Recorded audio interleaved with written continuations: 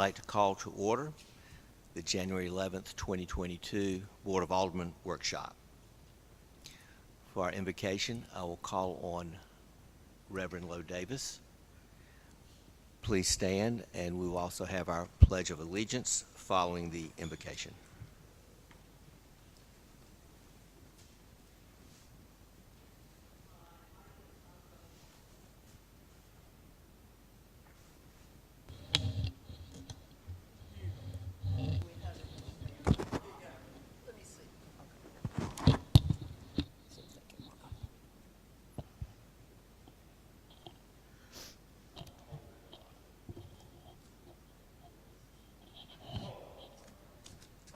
What? Okay. Oh, hold it up. Okay. Thank you. Let us pray. Almighty, most loving and gracious Lord, we thank you for the blessing of this day and all the blessings that you bestow upon this city and its citizens, and on this, the Board of Aldermen. We ask today that you guide us so that with wisdom and patience we can make good and right decisions for the city. Amen.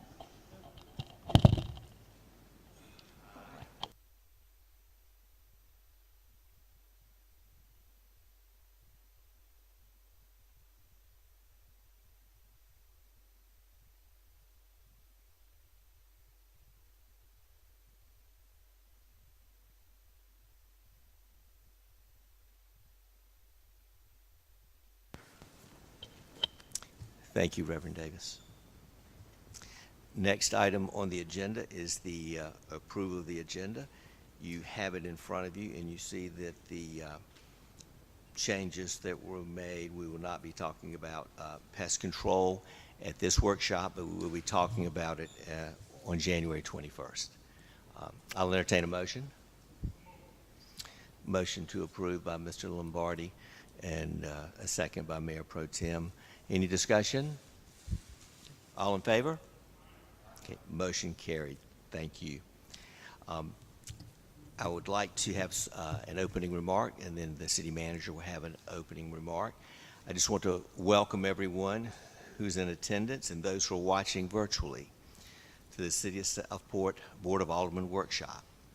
I want to thank the city manager and the city staff for their work in organizing the workshop and for their efforts in providing important content and information. We're here to listen, to learn, and to discuss issues, as well as learn how we govern together on the success of our city is based on the council-manager form of government and the objective requirements that this entails. Technology was a priority for the previous board, and I want to thank the Department of Tourism and Communication for the addition of the touchscreen monitor. Money was placed in the budget. The public can now view the material in real time at the meeting and virtually, the same material that the aldermen are viewing, the agenda, the maps, etc., the presentations. And for Alderman Allen and myself, we can also watch ESPN. And I want to congratulate you on the game last night, sir. I'm very happy for you. We were up very late last night, but it was worth it. In this budget line, additional media system upgrades are being implemented. The example I have set as mayor is an open government, open and respectful communication with our citizens and with each other. As I wrote in the January newsletter, how do we serve the citizens of Southport with excellence and humility? I look forward to the presentations and the discussion of the various topics on the workshop agenda. Thank you. And I'll call on City Manager.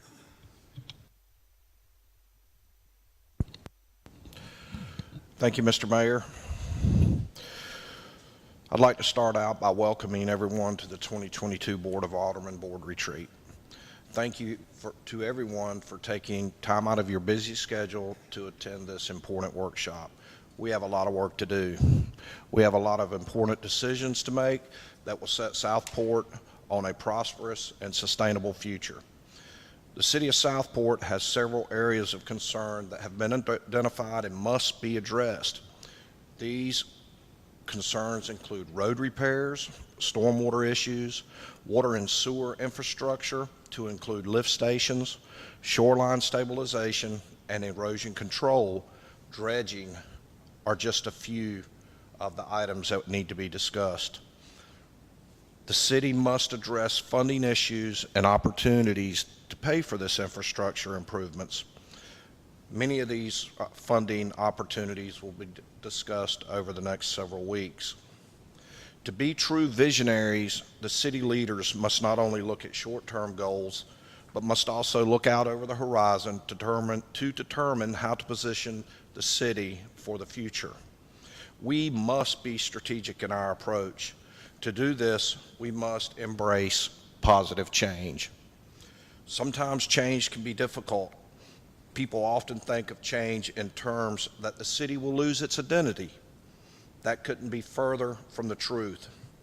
We want to preserve Southport's heritage by carrying forward our culture, our history, our way of life. Southport must never lose its identity. However, we must eliminate from the equation what no longer works and embrace what does work.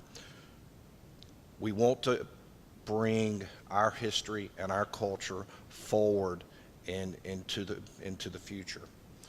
These workshops are an opportunity to identify this path forward, a path that will help Southport remain resilient and sustainable for the future.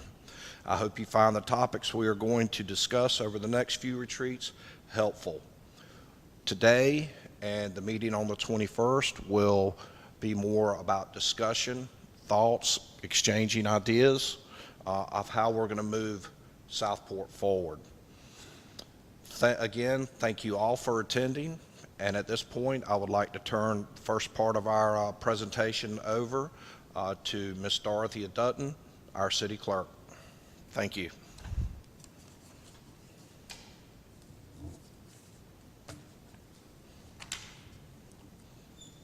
Good morning, everyone. So this will be the first time using our Vibe board, which is exciting. So the information that we put in the PowerPoint, there's a lot of information that we don't necessarily need to read through the whole thing, but just to kind of go over, first of all, the duties of the mayor. He is the chief executive of our town, or our city rather, and some of his duties are to keep himself informed to city business, preside over the meetings of the Board of Aldermen,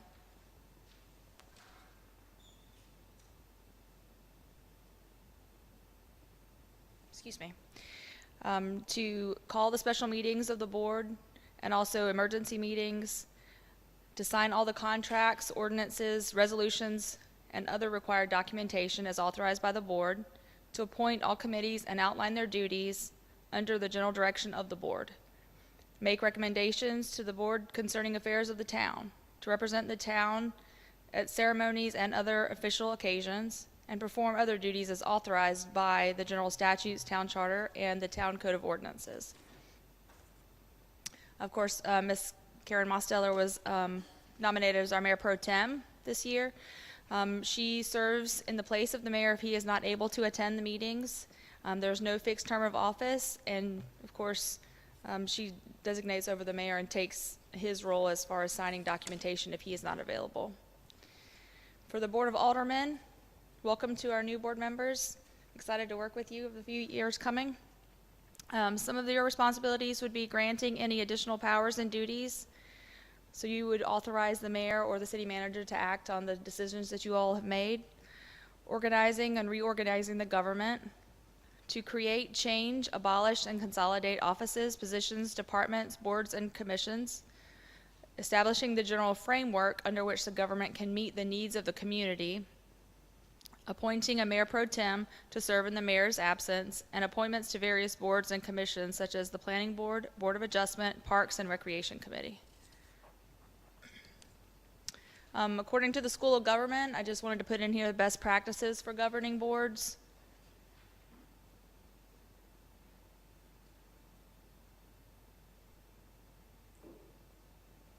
A couple of those would be to set the direction that the staff of the city should take, to clarify the local government's mission, purpose, and goals, adopting policies that help support the mission, and hiring the appropriate staff to help achieve the goals, and engaging in regular strategic planning meetings, which is sort of what we're doing with these workshops, just to kind of get the ball rolling as far as what the decisions and the priorities would be for the board.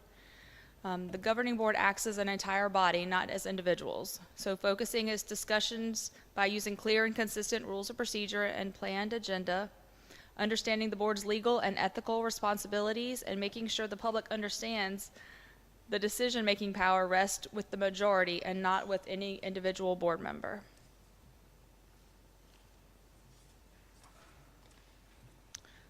The governing board serves citizens well by providing citizens opportunities to respectfully comment on public issues and making sure that resources are adequate to serve the public and are used for their intended purposes.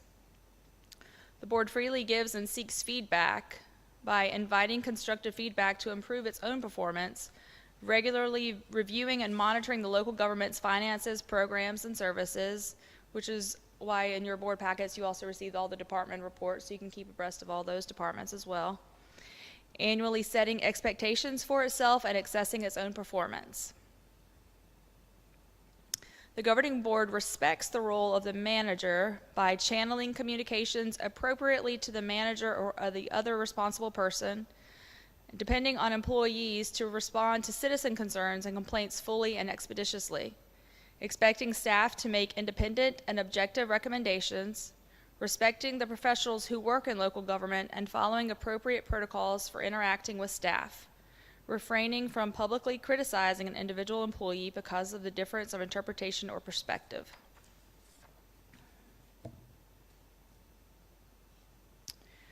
And a couple of last ones. The board takes responsibility for its members' behavior by submitting questions about board agenda items ahead of the meeting, providing each member an opportunity to influence and respectfully dissent from board meeting, focusing on issues and not personalities, having members themselves address inappropriate behavior in their ranks rather than staff attending to the matter, and working as a team to jointly develop and hold itself accountable to a common code of conduct. The board gives the manager a chance to prove himself by recruiting, selecting, and hiring the manager or administrator. Promotion and encouraging a positive relationship between its members and the manager or administrator. Treating and respecting the manager or administrator as a professional and recognizing that the role of the professional manager or administrator is to serve the board as a unit.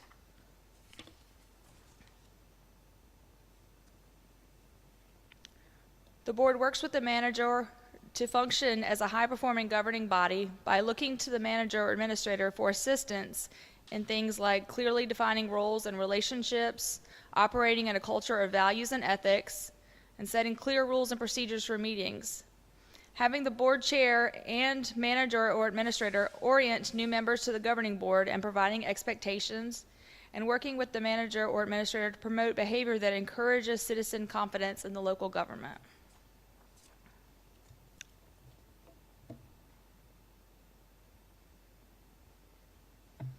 So just to give you a few facts about the city of Southport. The current tax rate is 29.56 cents per $100 valuation of property. The fiscal year is July through June, and the city offers currently water, sewer, and electricity. We also have available 3 buildings to rent, cemetery plots, and 7 park facilities. The city hall operates from 8:30 to 5 p.m. Monday through Friday, and our estimation of population is around 4,000 people. We follow this council manager form of government. Southport was originally chartered in 1792, with the most recent version of the charter adopted in 1983.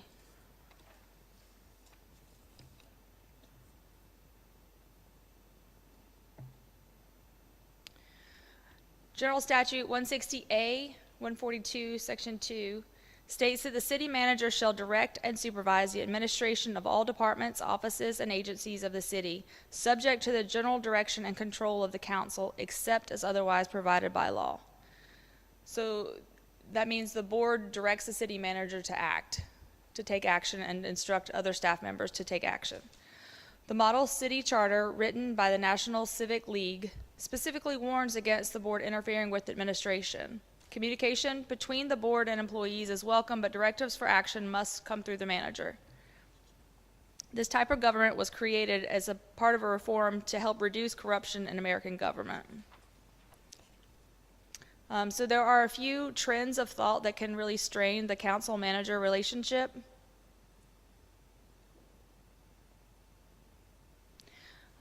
First of them was the local government can or should deliver more for less and provide customized services without due process, social equity, and other values. So it would be as if a board member asked the city to take stance on a certain issue while avoiding others without equity and research and due process. Increasing anti-government sentiment. Elected officials who become champions for a particular program or special interest instead of the needs of the community as a whole. Increasing power and visibility of elected mayors in areas such as budget making, appointment of council committee chairs, and vetoing council decisions. A tendency for elected officials to focus on implementation matters instead of policy matters. This can lead to the council micromanaging administration. And advancing technology has empowered citizens to obtain more data and information about local policies and leaders.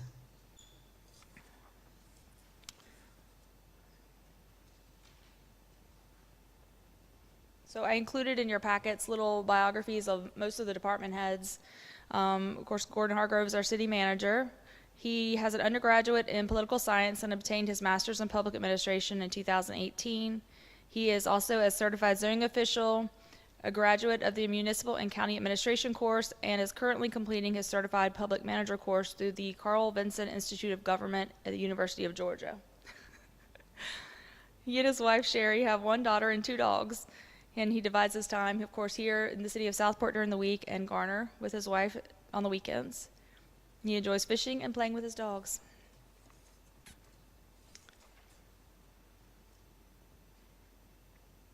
So to go over some of his responsibilities, to direct and supervise the administration of all departments of the city, attend all meetings and make recommendations to the board, prepare and submit the annual budget and capital program to the board, as well as a complete report of the finances at the end of the fiscal year.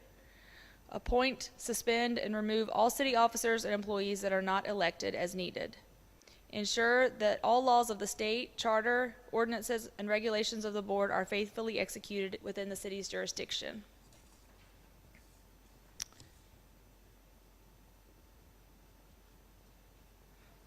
My bio is that I was raised in Moore County in Southern Pines area. I have a Bachelor's of Science in Human Development and Family Studies from UNC Greensboro, and I have experience with tax collections, permitting and zoning, development services, and in clerking.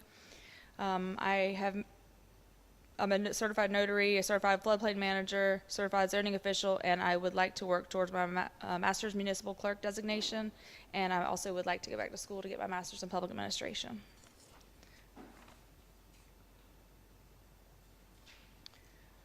Okay, some of the responsibilities that I have is to give notice of all meetings of the board according to state requirements, keep the minutes of proceedings of the board, be the custodian of all city records.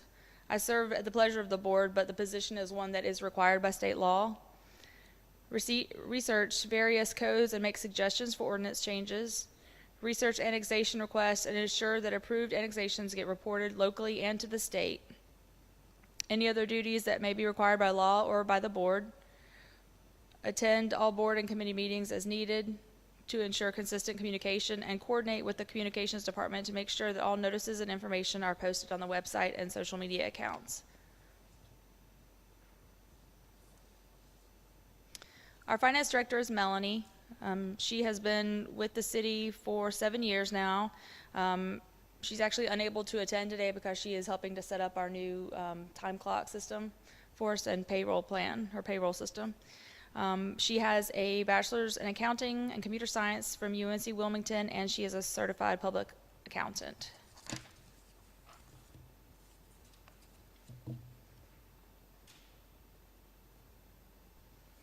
So some of her responsibilities are to maintain the general accounting systems for the town, to oversee receipt, investment, and disbursement cycles of all city revenues, prepare reports for the manager, board, state, and federal agencies as needed, assist the auditors during annual audit and prepare the reports as needed, to oversee purchasing and bid procedures, to work with the city manager in preparation of the annual budget, to review and approve payroll and accounts payable transactions, and to oversee the payroll and human resources areas.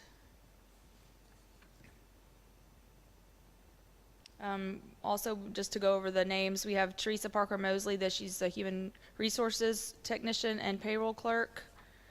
And then other finance staff that we have, Angie Bates, accounts payable, Teresa Jones, she serves as the tax collector and finance specialist.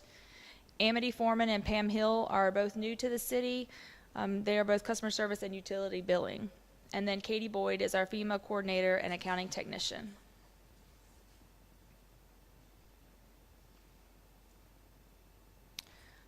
Thomas Lloyd is our Director of Development Services. He was born and raised in the area, and he has a Master's of Public Administration from North Carolina State University, and he started working for the city in 2016.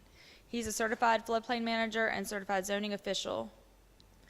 And some of his responsibilities are to answer questions regarding zoning ordinance standards, accept applications for development and review them, write amendments to the zoning ordinances as needed, explain procedures to applicants, and guide them through various procedures such as variances, conditional use permits, and special use permits. To research and make suggestions to different ordinances and policies regarding zoning. To be consistent and fair when applying the zoning ordinances. To coordinate technical review team meetings for large projects and help the city remain in the best position possible for growth and development. Attend and facilitate planning board meetings, forestry committee, and many other city and regional committee meetings. And he supervised permitting, inspections, and code enforcement staff.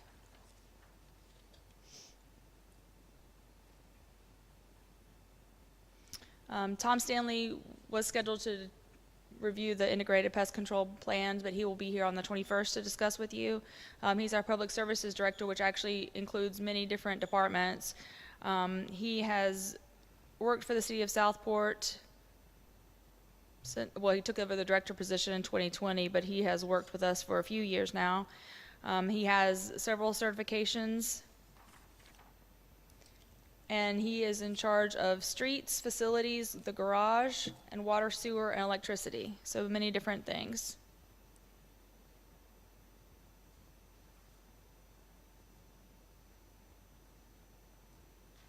Just to go over a few of his duties. Maintain the streets, of course, which is a big hot topic here in Southport.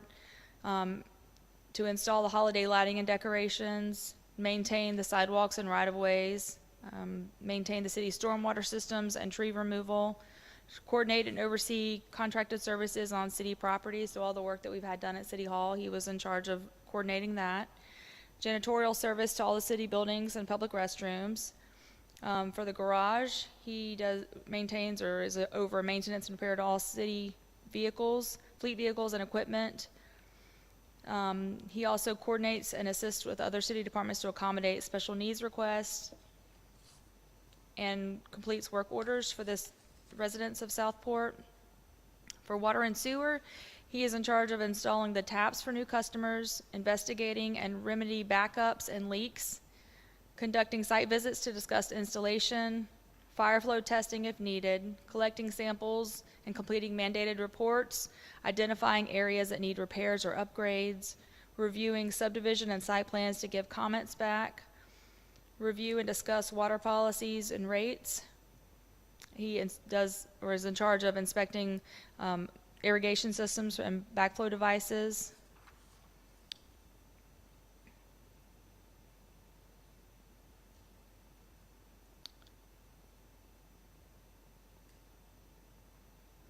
For the electrical department, they act as liaisons for electricities with wholesale electric purpose, demand billing, peak load shed, etc. He works closely with Brunswick Electric operations and maintenance for outage management and system distribution. They oversee the installation of load management devices and switches. They're liaisons with customers' energy concerns and provide residential and commercial energy surveys and work with Brunswick Electric to determine line replacement underground capital improvement projects.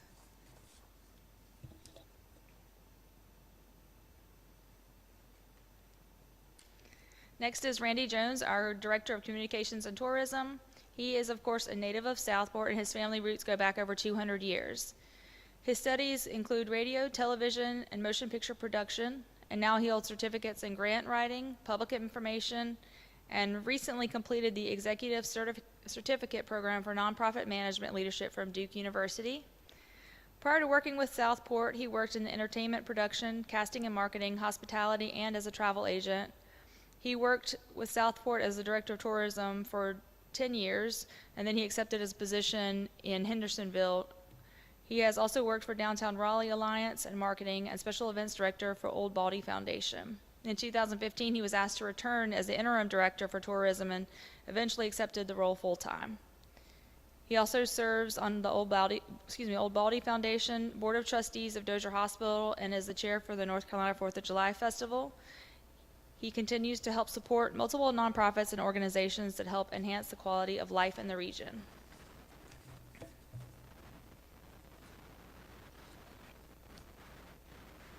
Okay, so we also have Lisa Anderson, and she's actually the Assistant Director of Communications, just to clarify that. She has, her early career was in public relations and event marketing. She assisted Andy Grove and other C-level executives to deliver their keynote presentations around the world. For 11 years, she was involved with copywriting, promotions, logistics, audiovisual production, HTML development for the new concept when it was just the internet, before we knew what it really meant. Lisa left California in 2004 and went to work in support of IBM account at the global event agency, now Project Worldwide. She eventually joined the City of Southport in 2019 and has focused on creating and maintaining the city's online presence and communications programs.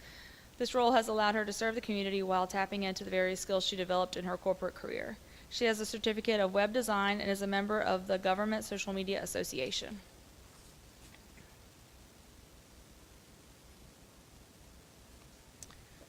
So the three different kind of departments under the umbrella is tourism, communications, and then also the community building. For tourism, to summarize, they oversee the development, budgeting, and programs related to the Fort Johnson Museum and Visitor Center and represent the city in many regional committees that focus on developing and implementing programs and events that enhance the quality of life in Southport. Communications, some of their responsibilities are to maintain the city website and all social media platforms, to create the City of Southport's newsletter, video filming, production, and distribution, to live stream the meetings, internal communications, and emergency management information, distribution, and public information activities. And then the community building, which is now, this past year, came under their umbrella, responsible for marketing and advertising the facility and booking events here, overseeing part-time staff, selection, management, and operation of audiovisual equipment, and overseeing the maintenance of the building.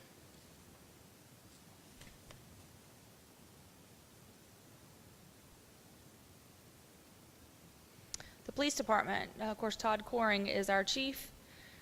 He has experience or has worked as a deputy for the Brunswick County Sheriff's Department before he became the police chief of the city. His responsibilities, he's also, well, one of his other responsibilities is assistant chief with the Southport Fire Department, and he is local to the area as well. His responsibilities include staying committed to community partnerships, excellence in service, and organizational and personal integrity. The police department strives to take a proactive approach at combating crime while maintaining the highest degree of pride, integrity, and professionalism without compromise, to blend compassion, dedication, and credibility in their efforts to protect and serve the citizens and visitors. Maintain a website with safety pointers and helpful information.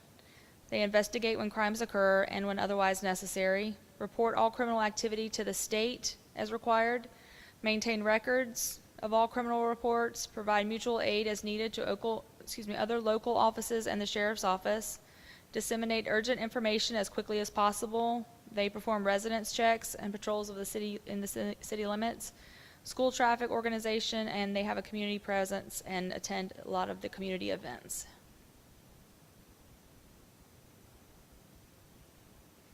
The fire department, of course, Charles Drew is our fire chief. He was born and raised in Southport. In addition to his position here, he serves as the pastor at the Lighthouse Pentecostal Church in Bolivia since 2005. He has worked with the city of Southport since 1991 and has also worked as a code enforcement officer for the city.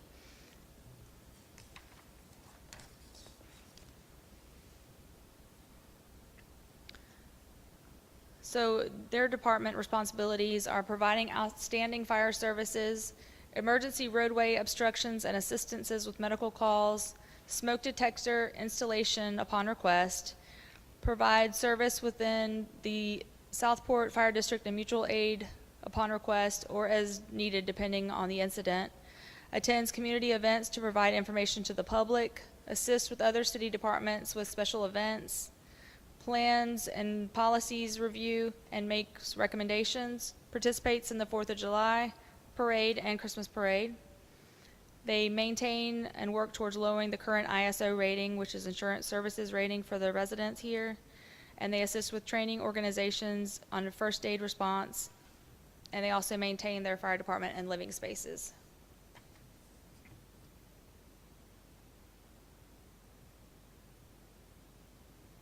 Okay, Kate Marshall is our Animal Protective Services Director. She was raised in Michigan and served in the Navy for 8 years. She was stationed all over the world. Besides her military experience, she served as a member of the North Ridgeville, Ohio Police Department, where she was the first female police officer.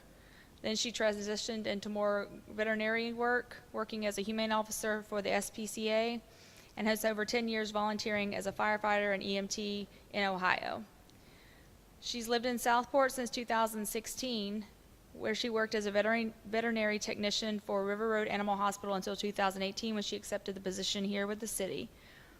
She has several certifications: Code 3 Associates Animal Cruelty Investigator, North Carolina Wildlife Control Agent, Ohio Peace Officer Training Academy Humane Agent Certification, Low Stress Handling Silver Certification, and Human Animal Bond Certification.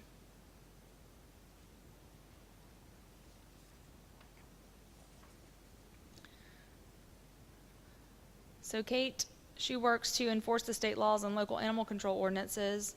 She enforces the North Carolina rabies laws and enforces quarantine procedures when necessary, oversees the dog licensing program, investigates and completes documentation related to animal-related complaints and incidents, including animal bites, possible rabies exposure, animal cruelties, and potentially dangerous and vicious animal complaints. She educates animal owners and the public on humane animal care and rabies prevention, all those sorts of things, the programs about not feeding the foxes that we have around Southport. She oversees the community cat program, and she often responds on the weekends to distressed and injured wildlife calls.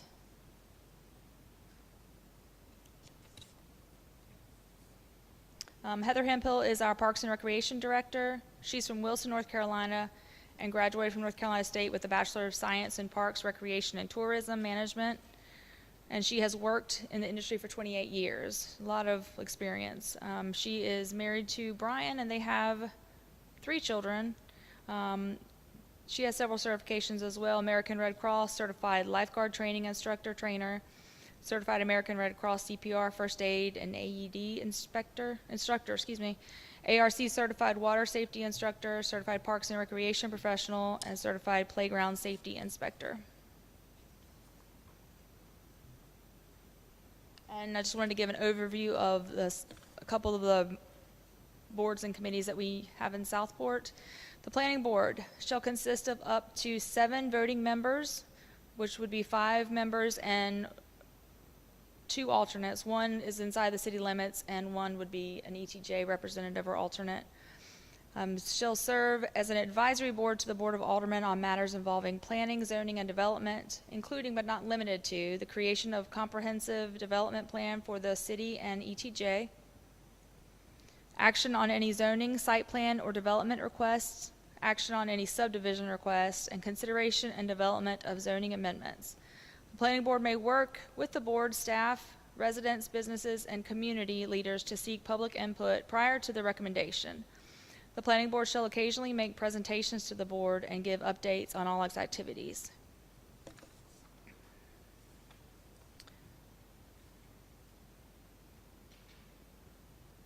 And the Board of Adjustment, this board shall consist of seven members and 2 alternates. 5 members and 1 alternate must reside within the city, and 2 members and 1 alternate must reside in the ETJ. This board conducts quasi-judicial hearings based solely on evidence presented at the meeting. They hear appeals from determinations made by the zoning administrator or building inspector, variance requests, and special use permits. This board also interprets unclear provisions in the UDO. Board members are not allowed to have any communication with the applicants or have an opinion about the hearing prior to the hearing. Each decision shall be put in writing and reflect the board's determination and finding of facts. It is then recorded to remain forever attached to the property record.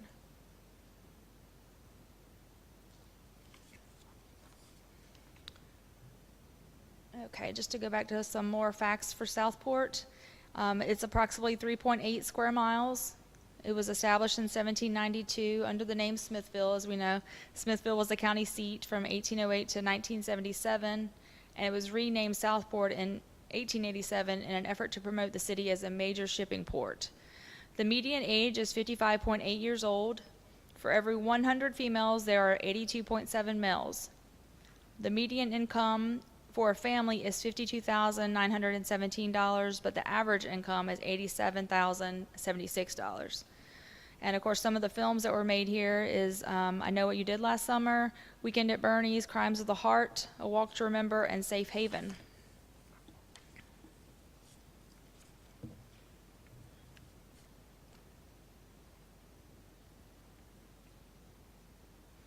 As far as our town charter goes, in 1983, the city charter was consolidated, and there have only been minor changes since then. The city charter is composed of 5 articles. 3 of these articles, it is explained the form of government that the city shall operate, which is of course the council manager, the corporate limits, the election process, the board positions, and the legislatively required positions, and the authority for special assessments for certain projects. The 5 required positions are city manager, city attorney, city clerk, city finance officer, and city tax collector. The city was divided into 2 wards. Of course, House Street basically divides the 2 wards.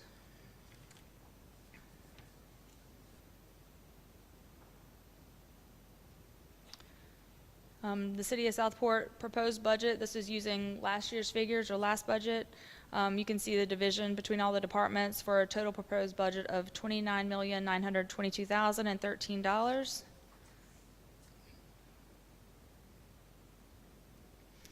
And just to kind of get into fund balance and money a little bit, it's important to maintain a healthy fund balance for a few reasons. First is covers revenue shortfalls that we might have, unanticipated expenditures for damage from storms and things like that. It helps to stabilize tax rates, and it helps improve our credit ratings. The Local Government Commission policy requires that units of government at the coast remain a minimum balance of at least 30% of the year's prior expenditures, or approximately 1 month's worth of expenditures. As of June this past year, 2021, the city of Southport had a 38.42% unreserved fund balance, so we're doing pretty well.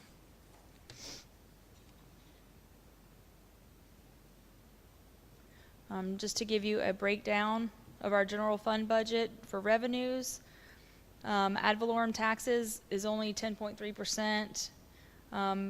Facility and building rentals is not very much. County funding is 5.8%. State sales taxes is 5.9%. We have miscellaneous revenue, which includes PAL funds, PAL bill funds, current services, fire revenue, fire equipment loans, interest on investments at 8.9%. Electricity revenue is 26%. Water and sewer revenue is 19%, and capital projects is 23%. That's NCDOT, House Street sewer replacement, things like that. Bless you.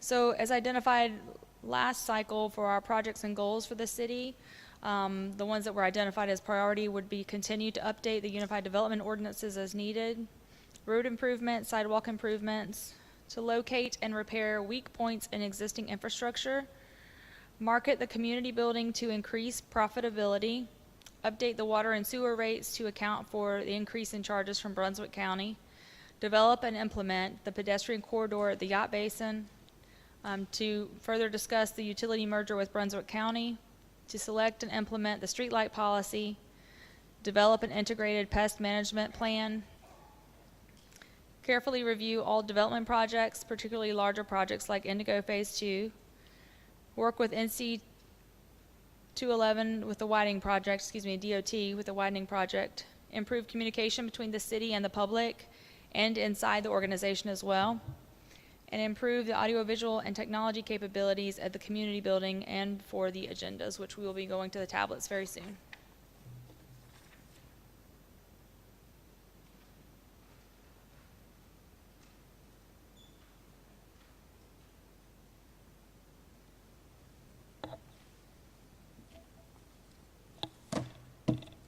Should I make it keep going? Do you want me to keep moving forward? Or the next is amending. Yeah, we're skipping B cities today. That'll be handled on the 21st. I didn't know if you want to take a break before we do the charter. No, actually, thank you very much, Dory. What I would like to do next is the primary goal of this board retreat is communication back and forth between staff and the elected officials. Dory has just presented a lot of information. As you can see, it takes a lot to keep Southport moving forward. So at this time, if any of the aldermen or the mayor have any questions that you would like to ask for clarification of some of the subject matter material, now is the time to ask that of Dory. I just wanted to make one comment that on common trends of thought that can strain the council-manager relationship. As far as I know, I don't have any veto power, so y'all just ignore all of that whole statement. I don't have any of that power at all, so there will be no strain from me in that regard. So, thank you. Any other questions or comments for the city clerk? Dory, on the slide that talks about the importance of maintaining a healthy budget, it says we're supposed to have 30% of our prior yearly expenditures, or 1 month worth of expenditures, which is 1/12.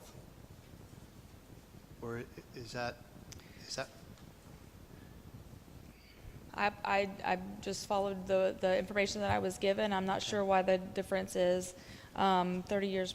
30%. Those are big differences. It is a very big difference. Maybe it's recommended that you do one of the two, but you could, preferably would be the 30%.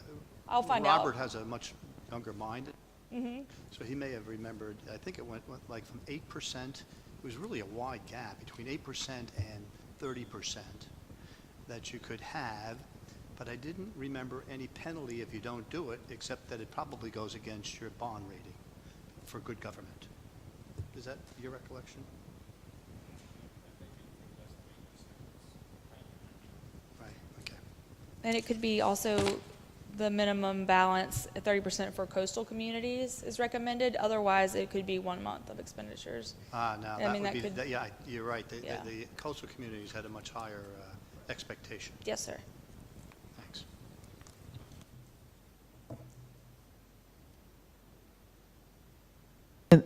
Just so you know,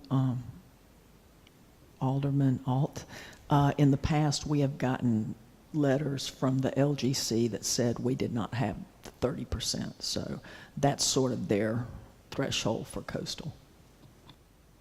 Okay, I thank you very much, because I never saw those letters. I knew I knew we got dinged in the past before this current board was here, but I didn't know what the number was. Thank you.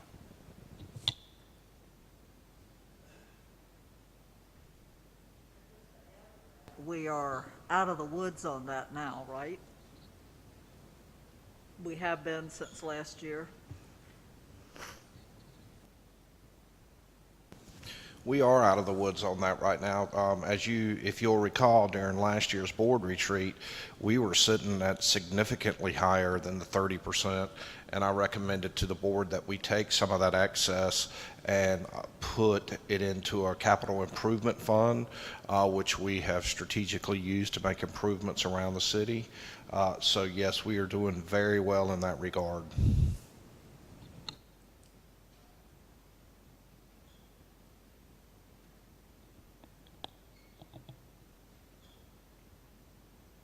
Just let me continue. Does anyone have any other questions for Ms. Dutton?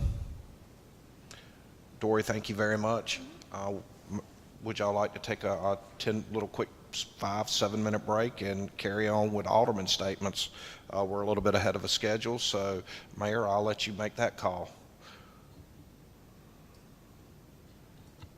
Did not let me make that call. I pushed 12 hours straight. I mean, so I think it's fine. You just take a 5-minute break, and then we'll do the next segment. Yes, thank you.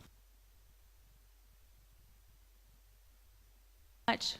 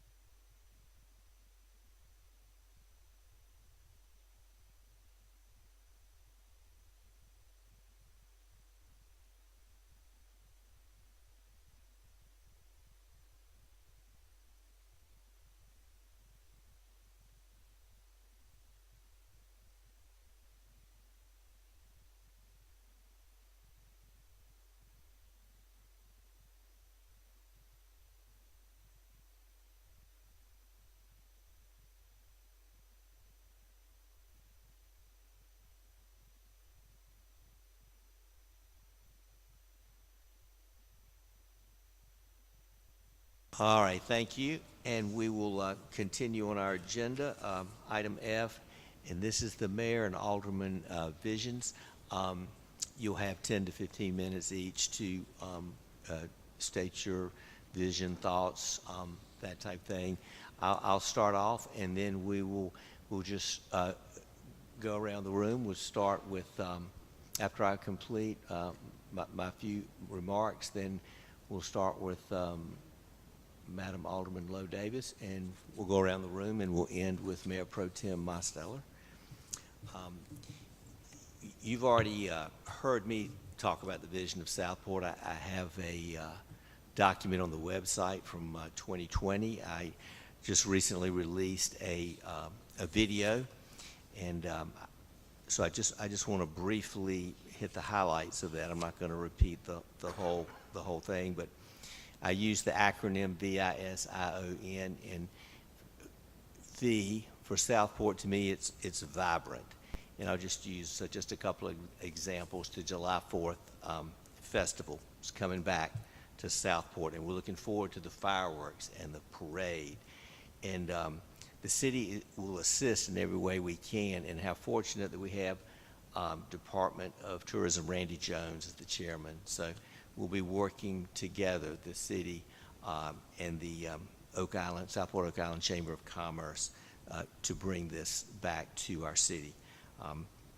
We just had Winterfest, and it was just a hallmark moment. We had the mayor's tree lighting, the candy cane garden. That was fantastic. Light up the night with Christmas parade, the flotilla. Our village atmosphere, volunteerism, the way the city collaborates with our civic organizations. Next year, I envision lights on all the trees in our downtown area. We have a sponsor for that. And hopefully lights that go across House Street, like when we were kids, and when Southport had those types of lighting. So that's some of the things I envision. The commemorations and the celebrations. We've already mentioned that Southport's 230th anniversary. It's going to be the 100th anniversary of the Model T Ford. That's going to be fantastic for our city. And then there'll be the commemorations like the 80th anniversary of the sinking of the John D. Gill. It's when World War II came to our shores, and the heroic efforts of the citizens of Southport and Dozier Hospital. I is for investment, and Mr. Hargrove has mentioned that, and you've all talked about it, and we talked about it last year. Investment in infrastructure, that's one of our biggest issues, no doubt about it. But we have funding. Think about where we are now in terms of our waterfront stabilization and water control and erosion control. We have that. We have those funds. Regionalization of our sewer system, with one day merging with the county system. Same with our water, paving, roads. I envision one day a parking deck by the hospital, so it looks similar to the fire station and in architecture as well as the hospital. And parking on the weekends for our tourists, and then an electric trolley taking them downtown. This will help tremendously, I think. But that's something for the future. But we need to look at short-term and long-term goals. In terms of these projects, the biggest thing, of course, the biggest hurdle is funding. And so I'm working on funding from various sources, including federal, state, and county. And we're going to build on the foundation of the past 2 years. Stormwater, burying our power lines, investment in our historic preservation, and investment in the safety issues that we face. Stop speeding in Southport. The city managers talked about the speed calming devices. Our crosswalks. I mean, I received an email from a colleague. How do you safely get across House Street during Spring Festival or Winter Festival? So we need to work on our crosswalks, and we have funding for that. And so that's a big issue. Investment in our cemeteries. That's going to be a line item, Vito. That is something important in terms of our historic preservation and important in who we are as a city. the investment in our city employees, making sure they have the competitive salary, that they have the technology, the equipment, the education and training to be successful. Investment in our police, our fire, and our EMS. S, we're here to serve. We want to be successful. Safety is a priority. We're strategic. Southport hospitality and charm, and of course always the salubrious breeze. We're inclusive, we're innovative, we're industrious, and we're informative. We have our city newsletter, the mayor's update. I do a video. We have a column in the pilot, and look at the technology from our workshop a year ago. So I want to thank again the Department of Tourism for, this was in the budget, and now we have this, and we're going to get tablets. I'll have to ask someone to help me use them, of course, because I'll be a novice at that, but I think that's fantastic. The ISIO, outstanding in everything we do. We have an open government. We're open for business in Southport. We have our ordinance to help mitigate change, help guide our development. This is a huge issue. We all know this. And look what's happening in New Hanover County. In particular, I don't know if y'all saw where there's a development at Waterford, and these people, where their homes, there's going to be a huge apartment complex not that far from their backyards. And you know, Alderman Allen has such an appreciation for this as a former planner.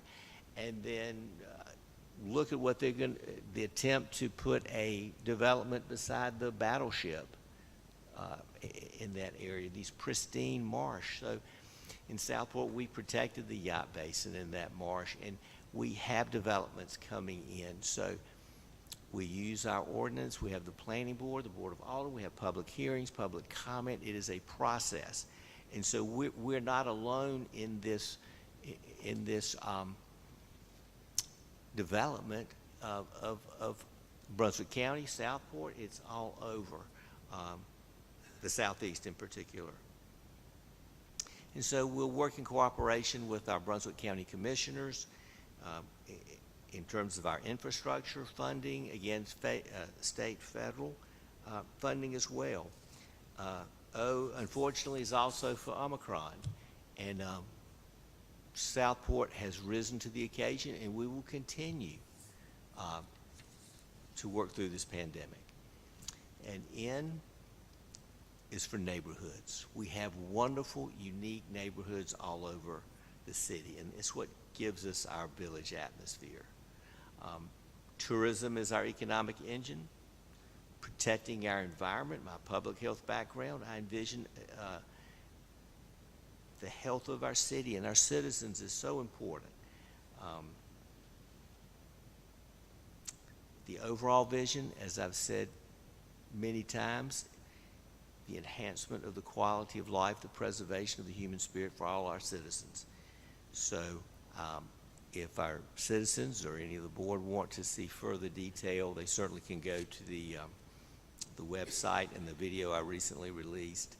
And we have a long list of challenges and goals, but we have the institutional knowledge and we have the funding, and we're going to continue to do so to work. We're moving forward. We've moved forward these last 2 years, and I'm excited for the city in the direction we're heading. And I think with this new board working together, we're going to make great strides. So when we come back here a year from now and then 2 years from now, I think we will have we'll have our list, and I have my notebook, my second notebook right here, and the city manager and I, we've gone over it, and if you see his board in his office, you'll see the list of things that we're working on. And just think how remote City Dock was that it would ever get completed. I mean, just that one example. So again, I'm optimistic, and I look forward to listening to the comments from the rest of the board. And like I say, we're moving forward, and I want to assure our citizens that we are moving forward and in the right direction. there is no problem that this city faces that we cannot find a solution for. So with that, I will turn it over to Madam Alderman Lowe Davis. Thank you. You can hear me okay? Okay. I'll try to make this fast, although I do have a long list. So I'll just hit highlights. For starters, one of the things that's amazing, many things, amazing about Southport is the expertise in this town. We have people who have moved here after long careers in things that would be very beneficial to us to hear from them.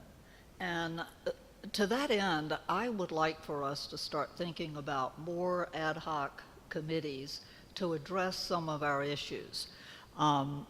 Learning from past mistakes and problems, I think that the issue of short-term rental regulations might have been less incendiary if we had started with an ad hoc citizens committee working with a couple of people from the planning board and our planner to study this and make recommendations as a baseline toward moving into studying the actual change in the ordinance.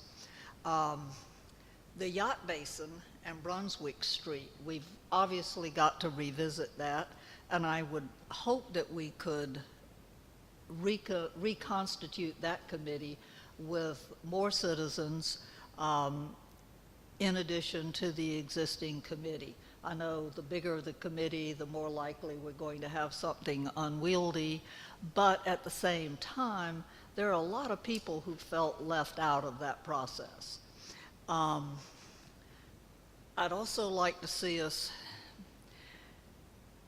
revisit the UDO with an eye toward doing something, I'm quoting citizens here, doing something to stop overdevelopment. People just are gasping every day as they see more clear cutting, more houses going up on very, very small lots. And what many people don't realize is that we can't say to a private property owner, you can't use your property. But there are ways that we can have more control over it. And I mean, they are numerous. I think we should revisit conditional zoning. I know we did away with it when we revised the UDO. I think maybe it's time to go back and look at it. And I've looked at some of the other cities, most particularly Wilmington, which of course is hugely different from Southport in many ways, but they do have an interesting setup in that they have a number of different residential zones. I think their smallest is R3, and then there's R5, R10, R15, R20, and there are specific regulations on those. We have, as we see, huge amounts of development almost every day on North Caswell, North Clarendon, North Lord, and these are very, very small lots. And unfortunately, they are replacing the homes and properties of people whose families were here for over 100 years. These are generational properties that are being bought up by development.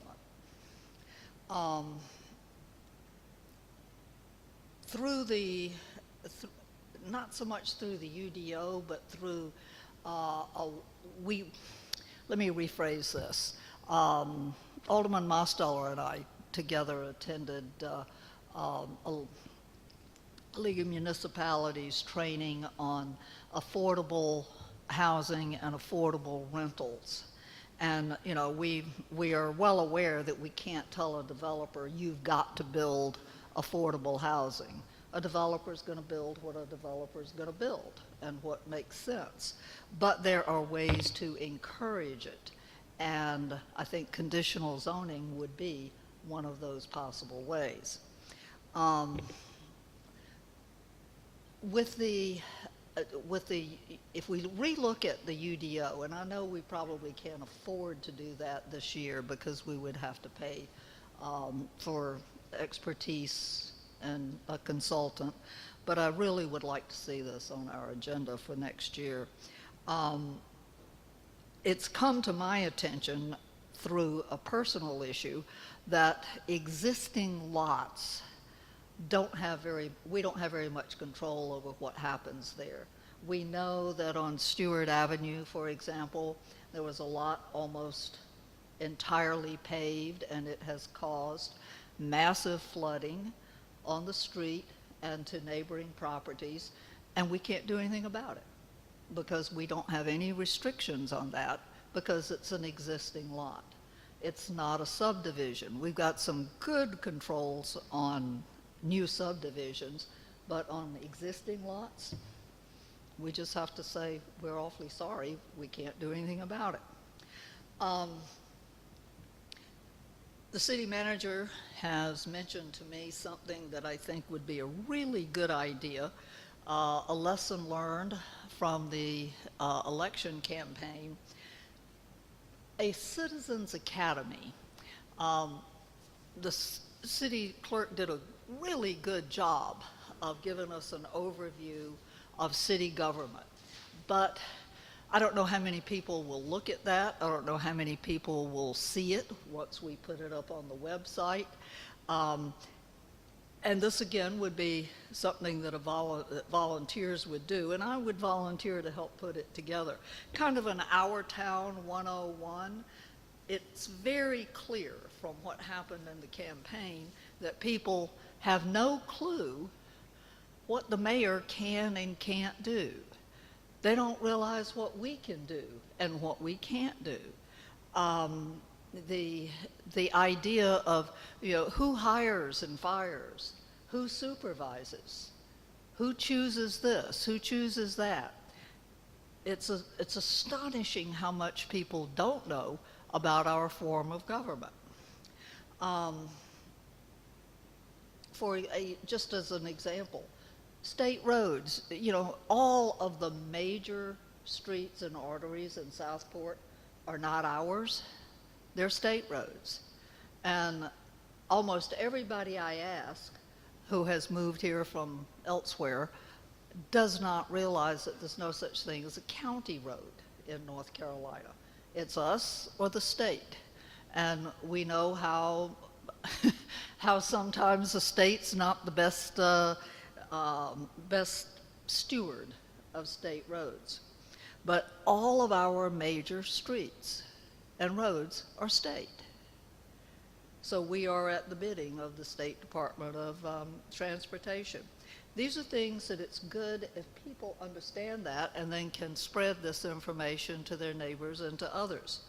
I'd like to say that transparency has made a big leap forward. Thank you, thank you.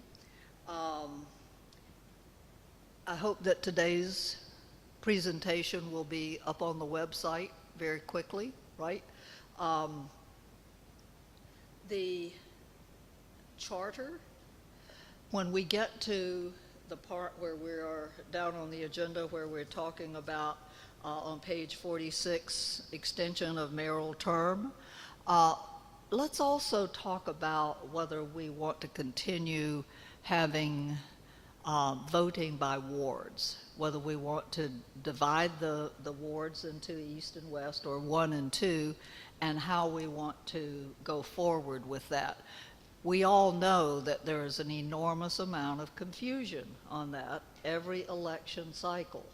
And newcomers to Southport, of which there are many, don't realize that they can vote citywide. And then there's confusion at the polls. Where do I go? We could simplify that a great deal, I think. And finally,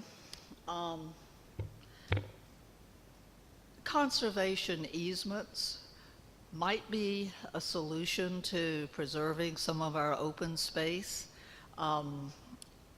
We know that some of the most fragile open space in this city is in private hands. And if we can educate and assist private owners in putting their properties, their fragile marsh properties, for example, into conservation easements, this could go a long way toward keeping Southport the way we want it to be.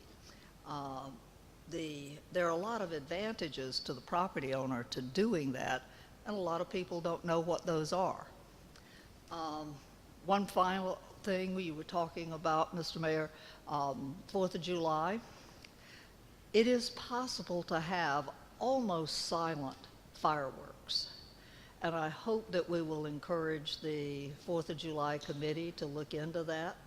The problems for animals, and you know, this is really, we're Tree City, USA, but we're also Dog City, USA. We know how many people around town love their dogs, have many, many dogs, and these dogs tend to be terrified and traumatized by fireworks. So let's look into some silent fireworks.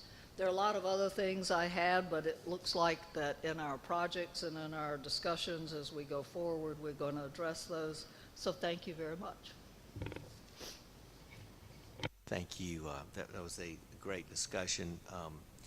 A couple of things. You talk about Dog USA. I just have to say this. I was in the bank yesterday. I'm sitting in there with the bank manager, and two dogs come in, and they're beautiful dogs. And one is a boxer, and y'all may know this dog, that was born in Serbia and brought over, and now this gentleman has the dog, and it was just fantastic. So when you said it's a dog city, it really is.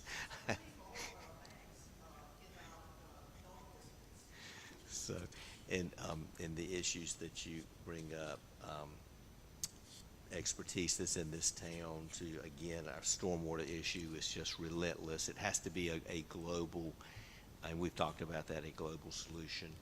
And yeah, we'll definitely, you gave us a lot to think about, and so I appreciate the discussion, so thank you. Okay, Alderman Carroll.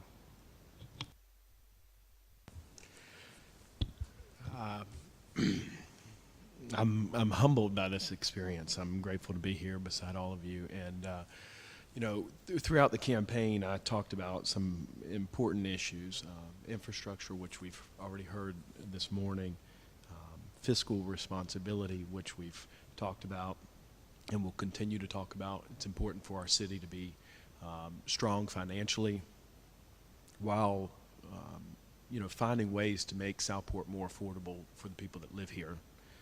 That will continue to be a goal of mine. We talk a little bit about the historic district, tree protection, protection of our open space.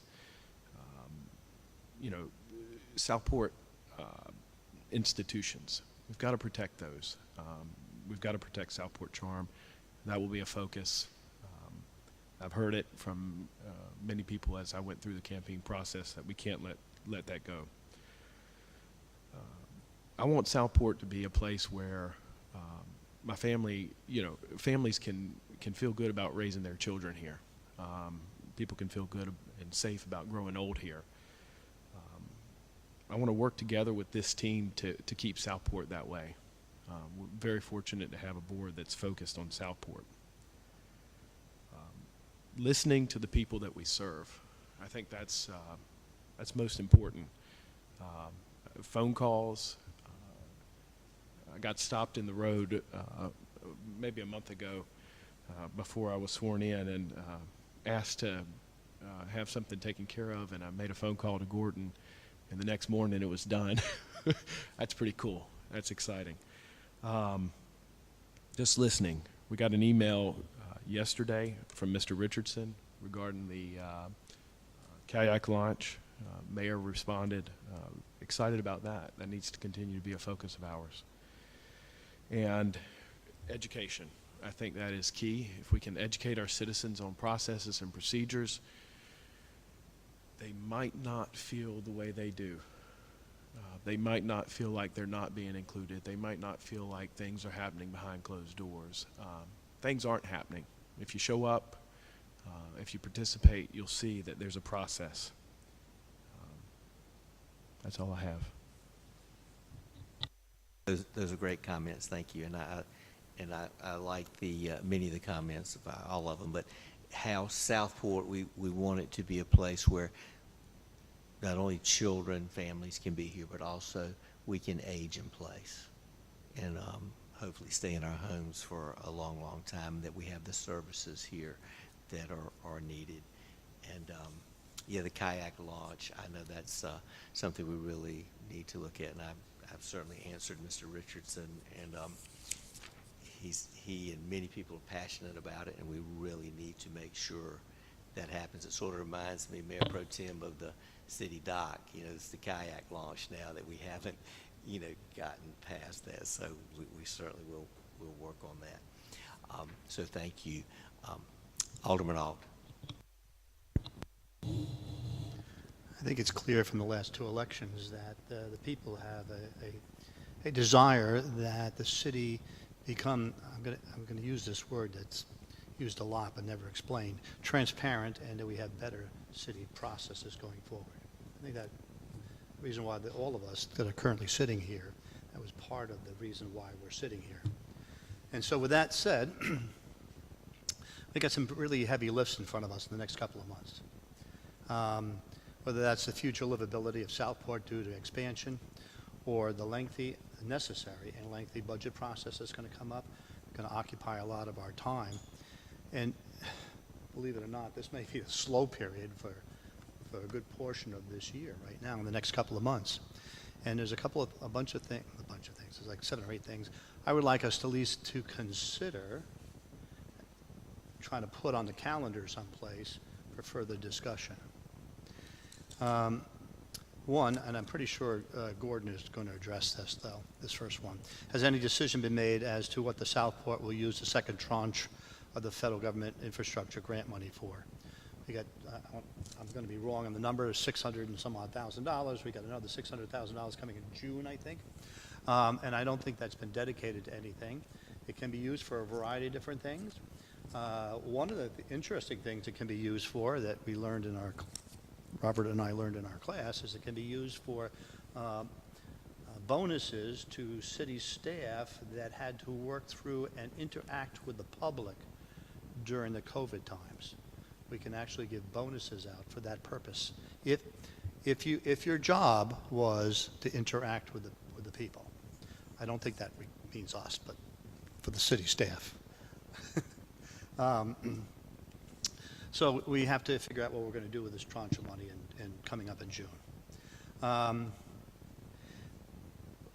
So we received $5 million for the shoreline fix. And we have a pretty good plan. I looked at it just the other night, and it's a very good plan. But I'm not sure that we have a definitive idea how much it really is going to cost to do that plan. And we have to figure out, we have to hire somebody, because I'm not sure that anybody in this room is smart enough to do that. Certainly Rich Ault is not. To figure out if we want that plan to be implemented, what's the true cost of that plan? And if that plan can't be implemented because it's going to cost dramatically more than $5 million and we don't have the money to do that, can we do it in stages? How do we work that in? Because I think the plan as a whole, as written, is good. And I think we need to figure out, going forward, in my humble opinion, is that the first thing we need to do is to hire somebody to help us understand the cost factor. And we should put that on the fast track. We got the $5 million. We probably should do something with that. And part of that will be hiring somebody to do that. And once again, I believe the city manager will be addressing that issue. When we talk about, and this may be, the city manager may answer this issue for us as well. So we got $2.8 million for roads. And we originally thought we might be able to use some of that money for this road right out here, but we can't because the money is dedicated to roads that are damaged because of sewer projects. So Bay Street here can't be done. So we have money that is going to be used for Howe Street.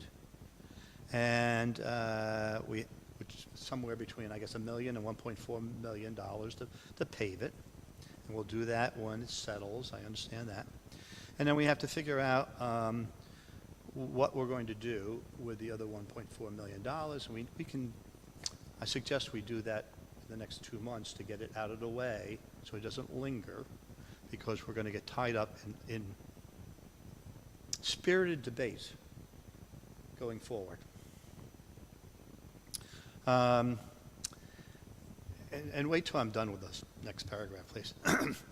What steps has the city taken to improve contracting processes? And Howe Street is the one. We promised, either current board members or people who are campaigning, promised that we were going to do a review of the process and see if there's ways to move forward with doing it better in the future. If we've done that, how do we communicate that to the citizens that we've done that and we think we can do a better project next time? If we're going to spend $5 million or $7 million or whatever it's going to be, how do we make sure that the citizens understand that we did do our due diligence, that we did look at the review? I mean, literally 2 days ago, I sat with some regional elected officials, and they chatted about the Howe Street project. And I tried to assure them that we were doing our due diligence to make sure that if there were shortcomings in that project, that we were going to address them. I think we need to figure out how we communicate that to the world, because during the election, that was a big topic. And I think I think the city is doing the right thing. We just got to communicate it. I suggest that we look at a policy that will, for the city, regarding maintaining and recording all official records, as was suggested by the University of North Carolina School of Government. And when I talk about that, I'm talking about everything from, is it the best practice that you use your personal email to do city business on? Is it the best practice that you use your personal phone to do best practice on, to keep records on? What should we be encouraging all city employees and elected officials to do as far as keeping records?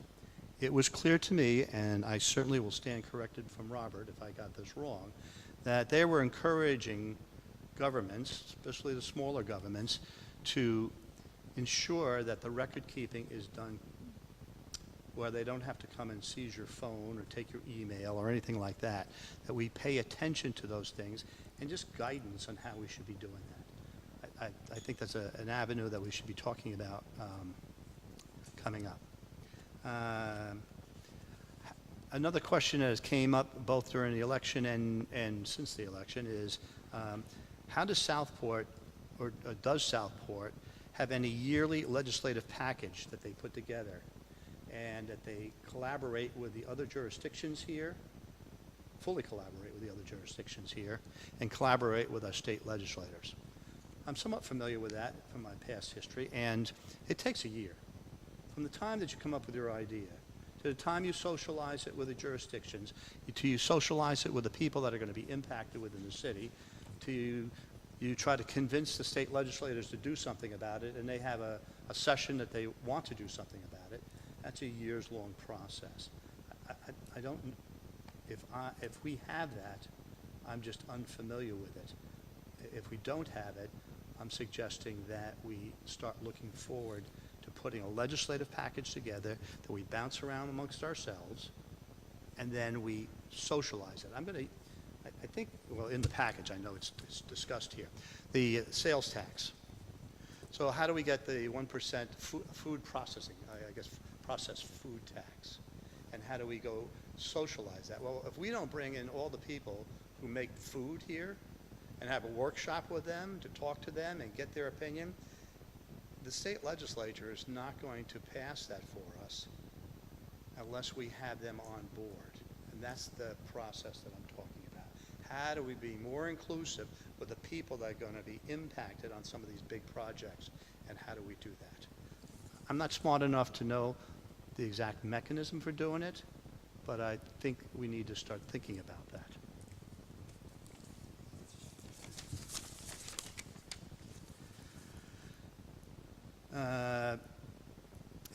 The mayor brought up and the pay for staff. Recently, well, this past week, I went through an investment thing, and last week the inflation rate was 6.88%.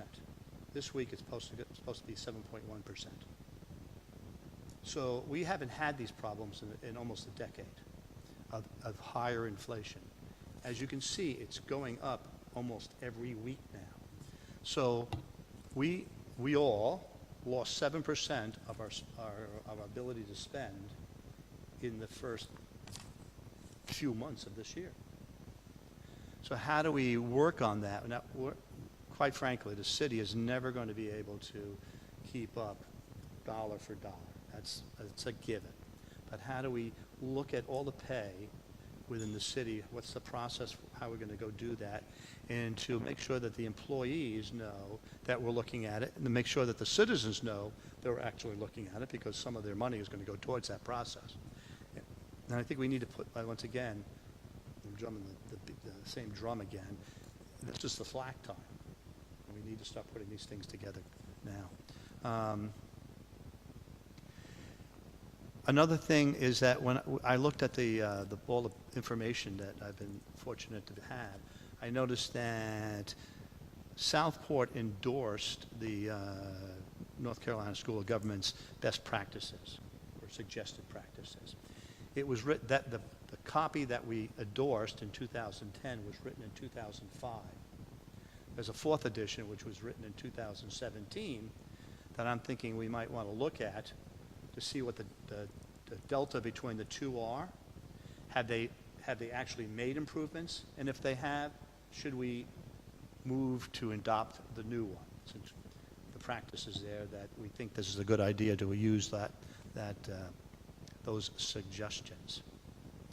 I'm going to piggyback on Laura's suggestion about discussion about Ward 1, Ward 2. If the new development goes in Ward 2, 3/4 of the population of Southport will be in Ward 2. Are we going to redistribute the number of people?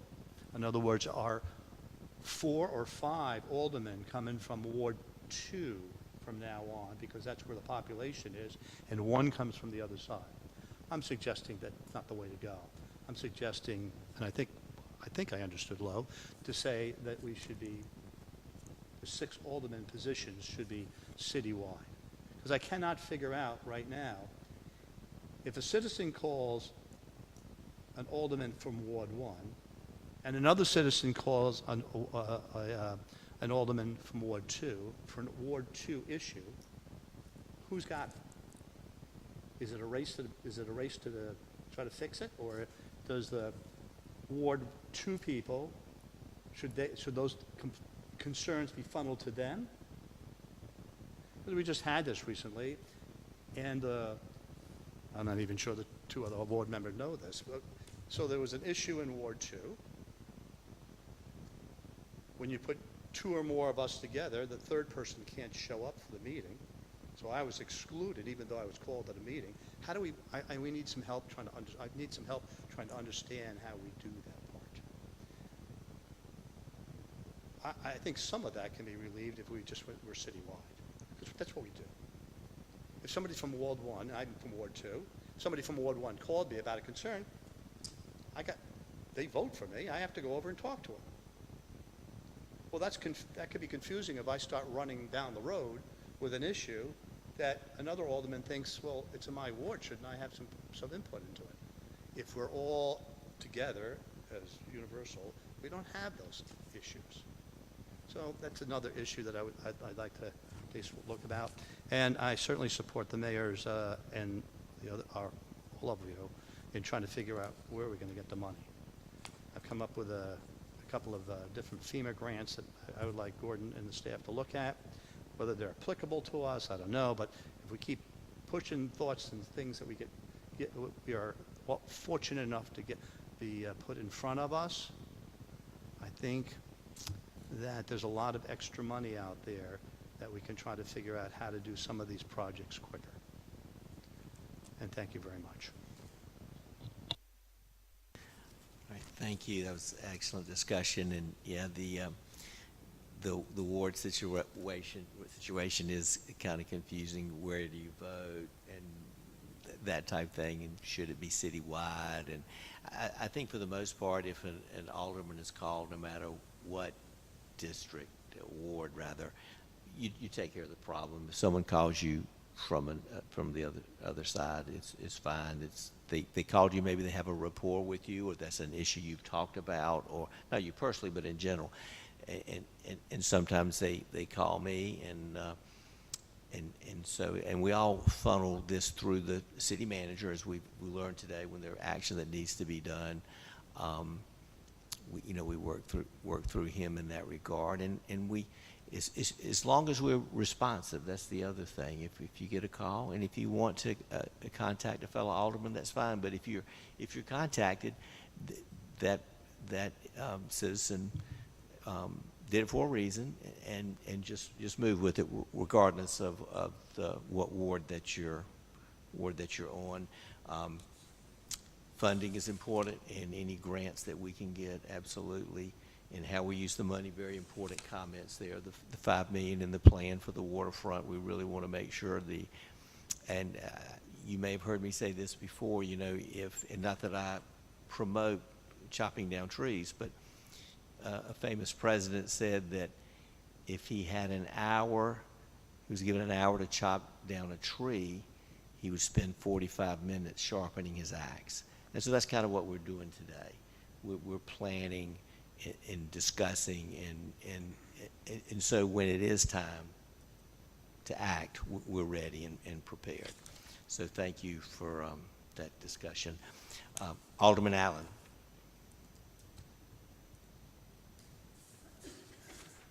Thank you. I'm going to be real brief. I think we've had some excellent points brought up, and I'm sure that Tom and Karen are going to have some excellent points too, and I don't want to belabor a lot of the specifics. I just, as far as, I guess the title of this is vision, and I think I've been pretty consistent about my vision for Southport as far as things, the priorities being things like pedestrian safety, protecting our neighborhoods, investing in city employees, continuing to engage and communicate with our citizens.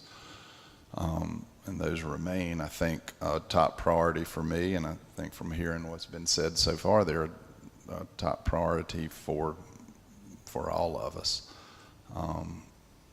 So I think a lot of the other specific points that have been brought out are very good ones, and are things that we are going to be talking about moving forward, and probably taking action on a lot of them as well. So that's all I really have.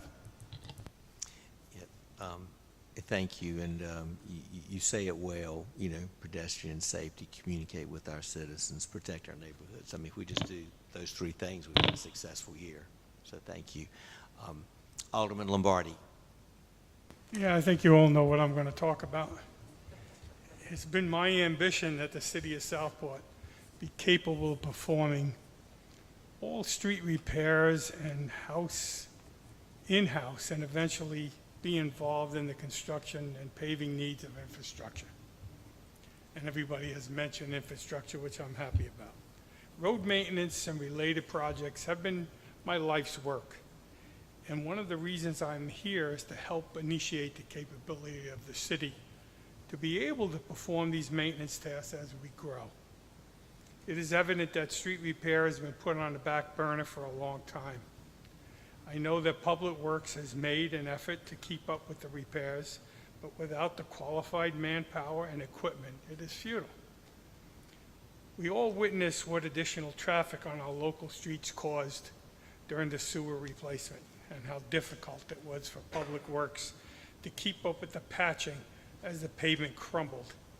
Our streets and shoulders were never built for the upcoming growth of our city.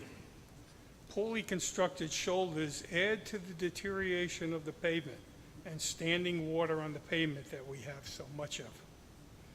I propose that a four-man crew and needed equipment become part of Tom Stanley's workforce. Used equipment for what we need would cost about $100,000.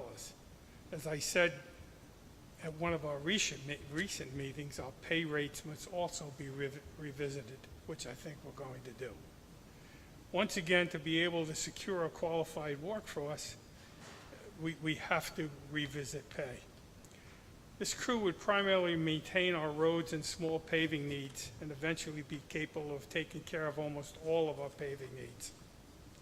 When there is a need for additional labor during emergencies and unscheduled maintenance of all dimensions, they will be available also. I'm sure that these additional costs will be less than having an outside contractor called to perform the work. We would also have the additional manpower when needed. Maintenance of our infrastructure costs more in the future when ignored. As I presented a year ago, asphalt paving is not the only solution to improving our streets. There are many other applications at a third of the price of asphalt paving for qualified surfaces. We also talked about an engineer to evaluate, provide plans to call for bids, and keep us in tune to new procedures that are constantly evolving in all aspects of construction and maintenance. Maintenance is a must and cheaper when not pushed off for years and years, as seen in Southport. Maintenance is no different in importance than the balance of the budget, if not more important at times. I just want to make a comment on the Ward 1 and 2. I think that we should have everybody represent the whole city and not just 1 and 2. It gets very confusing, and when I was campaigning, the same thing. People didn't know if they were in Ward 1, Ward 2, do they vote for Ward 1, do they vote for Ward 2? And I think that that's something we should really work on. Thank you. Thank you. Alderman Lombardi, you certainly have been a champion about paving and this type of infrastructure, and we appreciate your expertise. And I want to say that I remember you coming down to Brown Street with Tom Stanley, the city manager, and there was an issue there, and with your help and meeting with the contractor, that problem was solved. And there were potholes there, moon craters for months and months and months, and then that part of it was repaired, and then there was flooding. So Mr. Lombardi came down, and they made the necessary changes, and it's working great now. And so I appreciate that and your expertise and your remarks. Thank you. Mayor Pro Tem Mosteller. Well, at the end, everything's been said for the most part. So I do, as vision, I think our vision and core value for our community, the number one, which is preserve our historic character, and that takes many forms in our culture, in our buildings, in our community. And so I think that would be the overarching vision for me for everything. I sort of did goals and priorities, capital improvement plan. We are in the process of water sewer. We've got the groundwork for that. We're going to get a grant that's going to help us figure out what of those pieces of the puzzle we need to resolve to get the county to take us over. So I think that's an excellent long-term goal and something we're hoping to do this year. Continuing with the needed capital improvements and utilities, much like our water sewer infrastructure, our electric system, a capital improvement plan for that. And I know that the city manager and staff has been meeting with Brunswick Electric to try to put us on track with the next pieces of that puzzle. So I look forward to hearing about that. Stormwater has come up. It's a huge conversation. In order for us to be successful, we have to have a citywide plan. So I'm looking forward to that being this next budget year goal, to make sure we can move forward with that. And then just to sum up a few things with planning, Article 6 regarding stormwater in the UDO was not updated because it requires a subject matter expert with an engineering background. So I do hope that part of our planning process will also be to make a plan to update that part of the UDO. And then that can address interior lots and that sort of thing. The creation of a local historic commission is critical to protect our historic character, and this is important for a community whose first stated core value is to preserve our historic character. The creation of an entry corridor overlay. These are some planning things. Creation of an entry corridor overlay district zoning is another critical need to protect our historic character for our entrances and exits through town. Again, important to a community who values its historic character. The Yacht Basin Pedestrian Corridor Plan project, we need to get this right. I think we all recognize that it's probably going to be a multi-year accomplished something, and we need to take the next step and authorize the city manager to contract with the COGS traffic design engineers. We have gathered community input with a variety of ideas and approaches to share with the experts so they can create a master plan and then bring it back to the community for more community discussion. But I think at this point, we're at a place where we need expertise to look at some of this. And I believe the city manager's on task with that, and we just need to do that. Also, we need to create a policy on the types and applications of traffic calming devices for our community streets that are overwhelmed with cut-through traffic. That's another something that we need, another policy, and also so we really need this so we can budget this coming year. Right now, we have some temporary devices on 3 of our cut-through neighborhood roads, well, also in Turtlewood. And so we need to have this policy and be ready for the budget year to budget for whatever it is that's decided. So this is something that's sooner rather than later. And so that. And then, of course, it is, everybody's mentioned staff and salary study conversation. It is much cheaper to retain good people than it is to keep hiring new people. So I think there's a lot of conversation in that, and whatever those metrics are, that we recognize that. So, but that's really it, but a lot of good ideas here.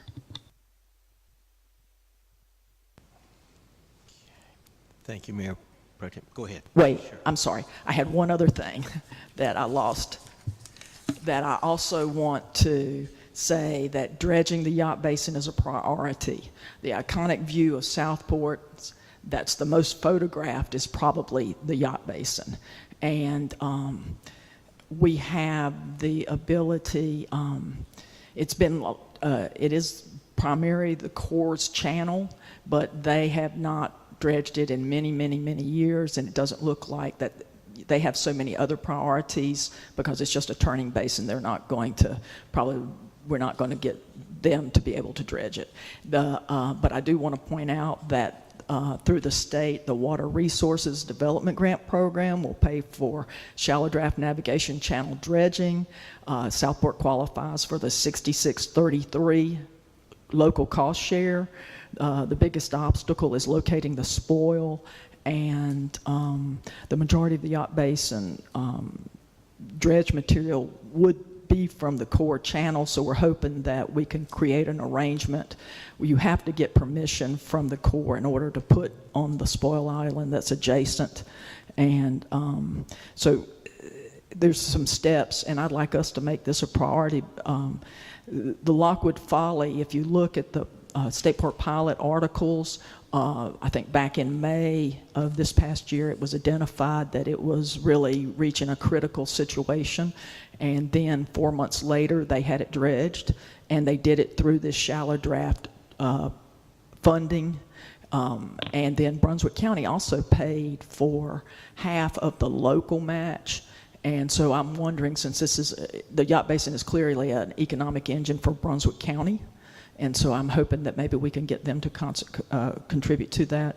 But the next steps are going to be surveying how much dredge material. Before we can go to the core, we got to know how much dredge material that we're asking to put on the spoil site. Plus, and we also have to have a survey, my understanding is a survey of the spoil site, so they know that more material can go on the spoil site.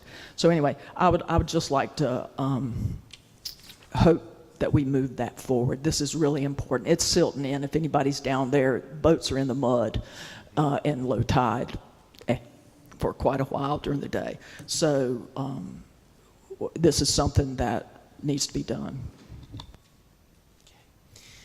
Thank you. Excellent discussion. Again, preserving our historic heritage, absolutely. Yacht Basin pedestrian corridor, the dredging in the Yacht Basin. These are all great topics. And retaining our employees. I mean, this is not just a city. It's all over. You think of any business or institution. Finding people to work and retaining a workforce is very difficult right now for many reasons. So we want to be able to meet that challenge and the other challenges that you so well stated. So thank you. We'll take a wonderful discussion, and Mr. Hargrove would like to say a word.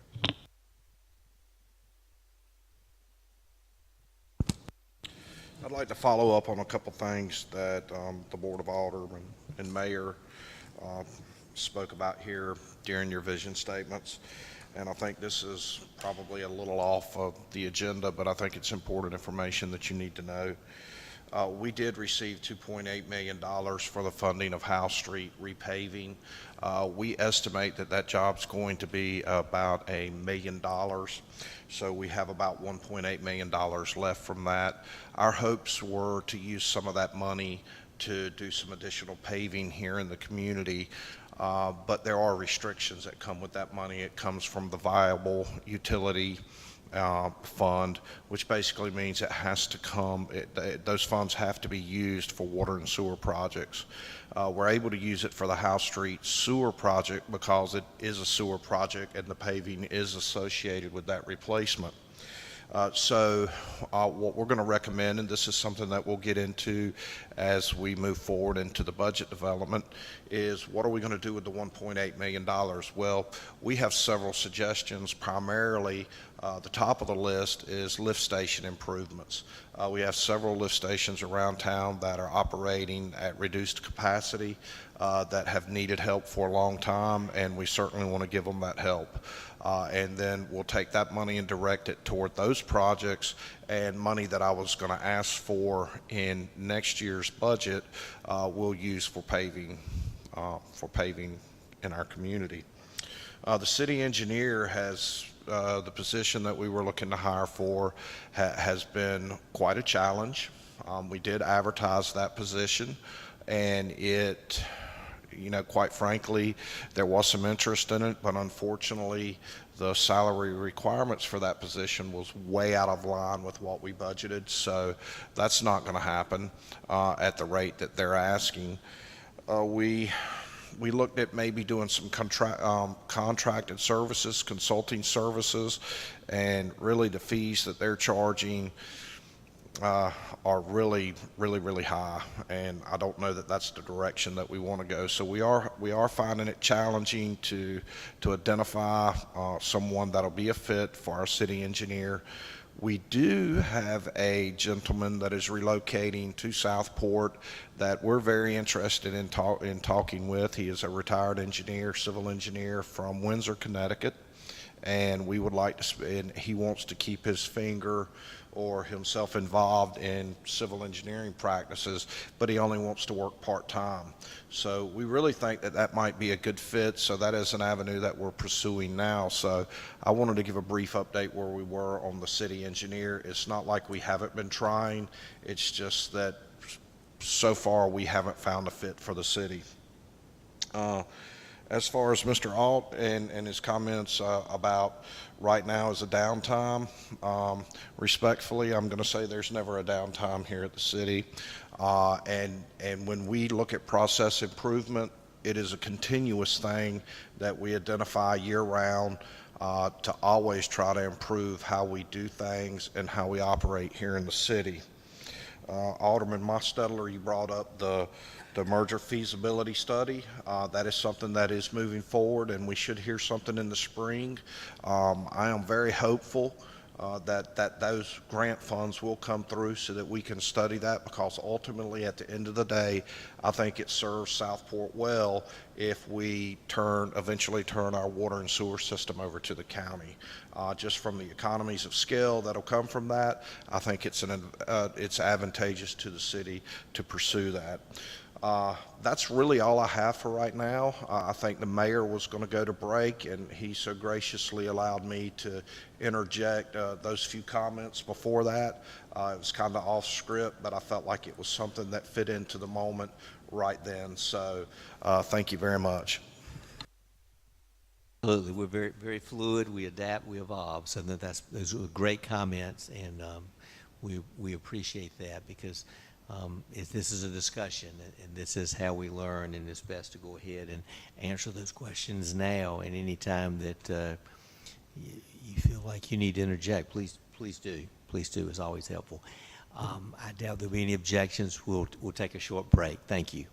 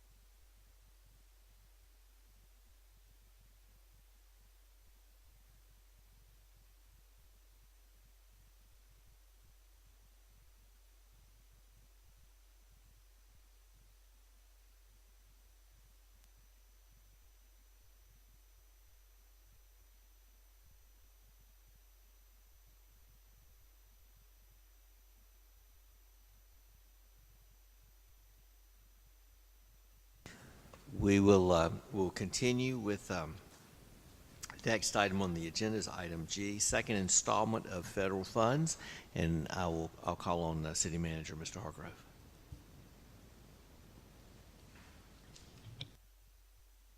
Thank you, Mr. Mayor. So this section of the agenda is going to be a board-driven discussion. We are anticipating a second tranche of money from the American Recovery Fund, and it will be in the amount of $600 and some odd thousand. I don't have the exact figure here in front of me. There are some parameters that you have to use this money on. It can't just be used all willy-nilly. So I'm going to tell you what it can be used for, and then I would like to open up the room for discussion to let's sort of get an idea. Now, again, I want to reiterate that we're not going to make a decision today, but this is certainly going to put us on the path toward what we will use these funds for.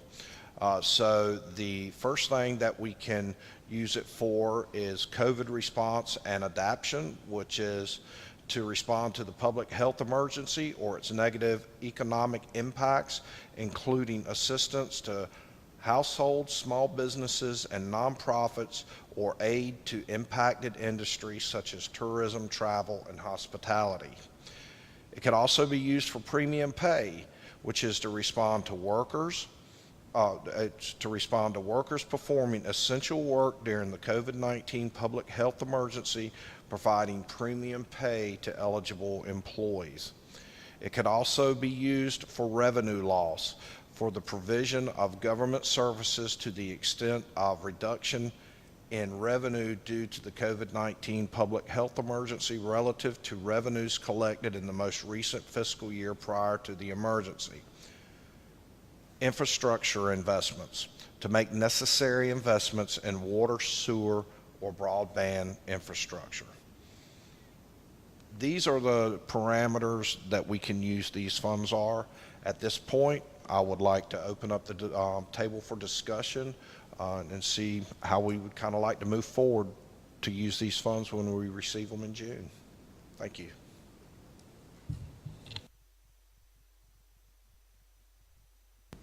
You know, I'm going to say I really think our infrastructure is under duress. I think anything we can do to improve our water, sewer, lift stations, I think they're highly critical components of our infrastructure to keep Southport moving forward. That, in a perfect world, that's what I would like to see. I do want you to understand that, you know, $600,000, it's a lot of money, but an average rehab on a lift station is about $500,000. So where can we get our biggest bang for our biggest buck? I think Alderman Alt has talked about maybe offering a bonus to employees that worked during COVID, the ones that had to be on the front lines, that couldn't miss work, couldn't work from home. There's just a lot of options that we have here on the table. My recommendation would be to use it for the infrastructure, but that's really not my decision. That's at the discretion of the board how you would like to use that. Yeah, I'd like to comment on that. How about if we used it for replacement of some of our water lines that have to be replaced, because you can't improve the roads and then dig them up to do the water. So we'd have to take a section and fix the water lines and replace the ones that have to be replaced. So like 37% or something like that, I remember, that have to be replaced because they're way beyond their life. And we can't do that before, we have to do that before we improve any of the roads. So maybe that's... Yeah, can I kind of go off that a little bit? I think it would be nice if for us to, as a body, instead of coming up with something quite as specific as fix water lines, would be to just come to consensus that, you know, what overarching categories we're going to use the money for. And would suspect that there's probably some consensus that we want to use at least a large chunk of it on infrastructure. But I think rather than us decide without some additional input from staff, on what specific infrastructure, I think we should just, decide that we're going to use it for infrastructure and look to staff to provide some input and suggestions and recommendations on what that means, whether it's replace one sewer lift station or, if there's some water line issues or, whatever it is. I think we'd probably be better served to kind of at least for the time being to stick to a more higher level decision on what to use it for. I'd also, and I agree, personally I'd like to see it used. I would very strongly like to be able to do something for those employees that are eligible for that money, and then the rest of it go to infrastructure would be my desire and recommendation.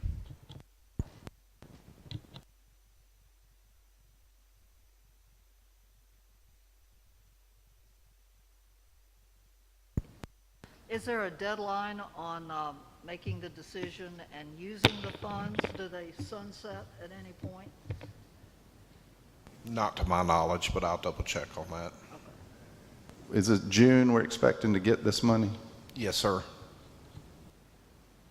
I'd just like to give a couple updates really quick so that this might kind of color your thoughts.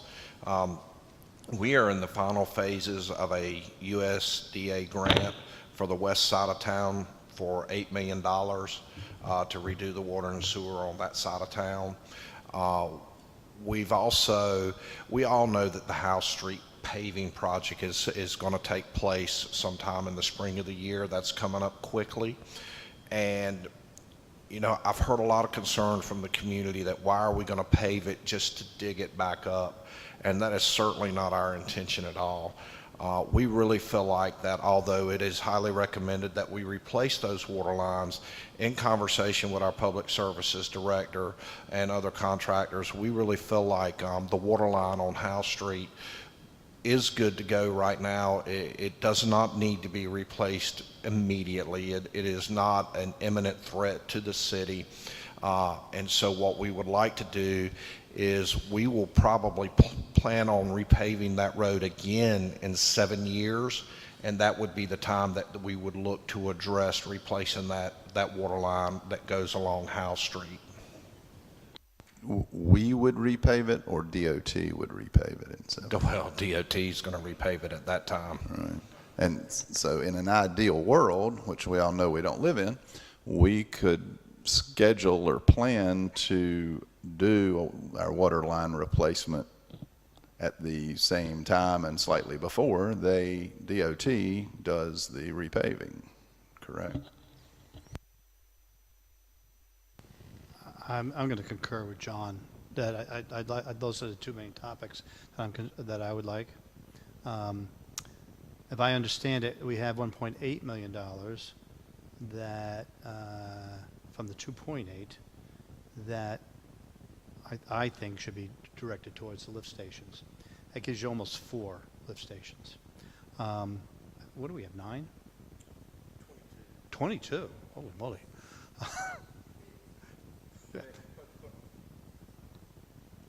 Not all of them are the great big Right. ones. Yeah. The big ones are the ones that are really under capacity right now. So, because I'm of the opinion, and you and I have had this conversation, that in some of these cases, while the city has not taken the position, or the state hasn't taken the position, I think it's a public health issue. If we're pumping 9,000 gallons of sewage into Cottage Creek, I think that's a health issue, especially for the people who live near Cottage Creek, or the people that are fishing in the ICW or tubing, wherever they're doing. I think there's a health issue that we have not looked into enough to see, one, if there's extra money because it's a health issue, and when we prioritize the lift stations, which ones are actually leaking into the waterways. I do not know about the one that's, if you go all the way down Moore Street, there's a lift station down at, I can't think of the name of the creek, the waterway down there. Yeah, no, way beyond that. And if you drive down there sometimes, it clearly will make your ducks tear, because it's leaking into that waterway down there as well. And I'm very familiar with the one on 9th Street. So we need to prioritize those, figure out which ones are really leaking, put the 1.8 towards that.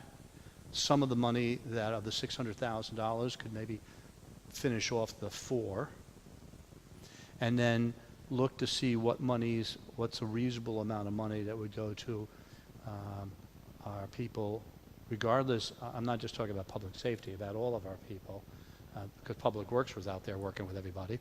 But people, I don't know what that head count looks like, and I don't know, how much money was left over to be able to split it up.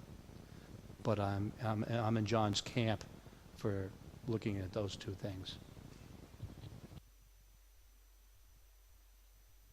We had talked about the importance of upgrading the lift stations in our previously, and that this money would be available for that, and definitely for our employees that had hardship during the COVID pandemic, and still are. That would certainly be a benefit to them. So this is certainly a good discussion. And sewer lift stations, I mean, this is looking at the overall picture, and so glad to have your expertise, Alderman Allen, at looking at the big picture. And our major goal initially, regionalization of our sewer. Let's not forget that the city was on path to build its own sewer plant at one time. And so now we're at a point where we're regionalizing. Now we're at a point where we're going to merge with the county. They're going to take it over. And so we need to upgrade. So I think every dime that we have that we can put into it, I mean, we should not be putting sewage into the water. You see on the news a boiling alert in Wilmington. It's not uncommon, or that type thing. Clean water, clean air is crucial to our environment. So in so many different aspects, this would definitely be a way to go, and we certainly will follow the board's direction in that regard. Gordon, would all city employees be eligible for that? Or, I mean, I don't know what all the specifics of the guidelines are on what employees are eligible, but is there any way to, to just blanket that all employees are eligible, or will we get in some trouble? No, I think it would really depend on what kind of limitations the board wanted to put on it. I think, realistically speaking, you could make the case that pretty much all of the employees have worked through the pandemic in one way or another. There were times when, for extraneous reasons, they had to work from home, but there was not a lot of that. I mean, we're the city of Southport. We don't have the luxury of staying home. We still have to provide those services. We have to keep everything running. So it's my estimation that you're probably going to see close to 100% of the people are going to be eligible for that. What, 60 employees, more or less? 53. Yeah. I mean, so, 2,000 each would basically be 100,000, leave us 500,000 to put towards infrastructure. I'd love to see something like that happen.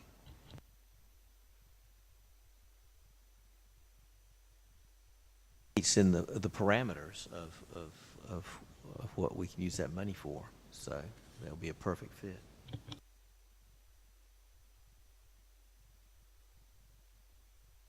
Back to the infrastructure question, and do you know when you're going to hear about the USDA grant? Do you have any? And is that a loan that we have to pay back, or is that a full grant? One, I don't know when we'll hear back from it. Two, I think it'll be either grant, loan, or some combination of both. Okay. Hopefully, it'll be a grant. But Because the reason I say our goal is water and sewer to the county. So before we made the decision about the Howe Street water line, I think we would want to know what the merger parameters were, because that may dictate earlier installation of the Howe Street water line. so it's my understanding from my conversation with the county, when and if they decide to take over our water and sewer, that if the system is in appropriate condition, that they will take it over and assume the debt that goes along with it.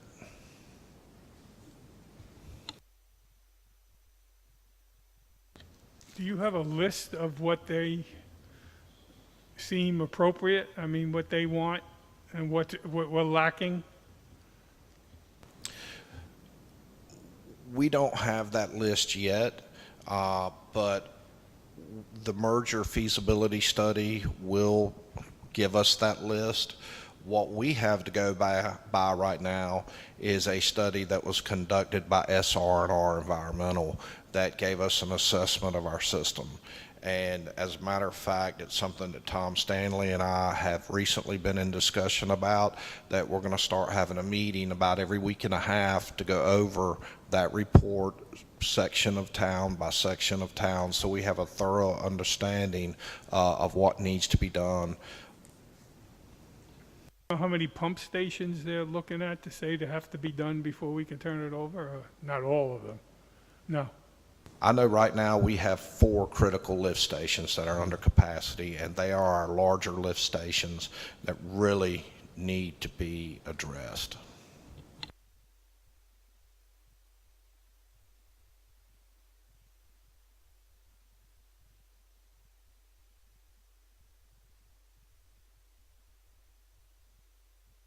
Any other comments? Anyone else?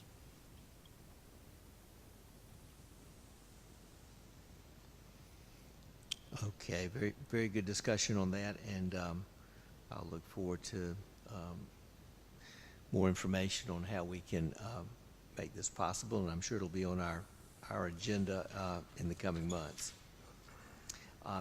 Next will be item H, and that is the extension of the mayoral term to 4 years. This is something that I asked them to look into. It's for the future.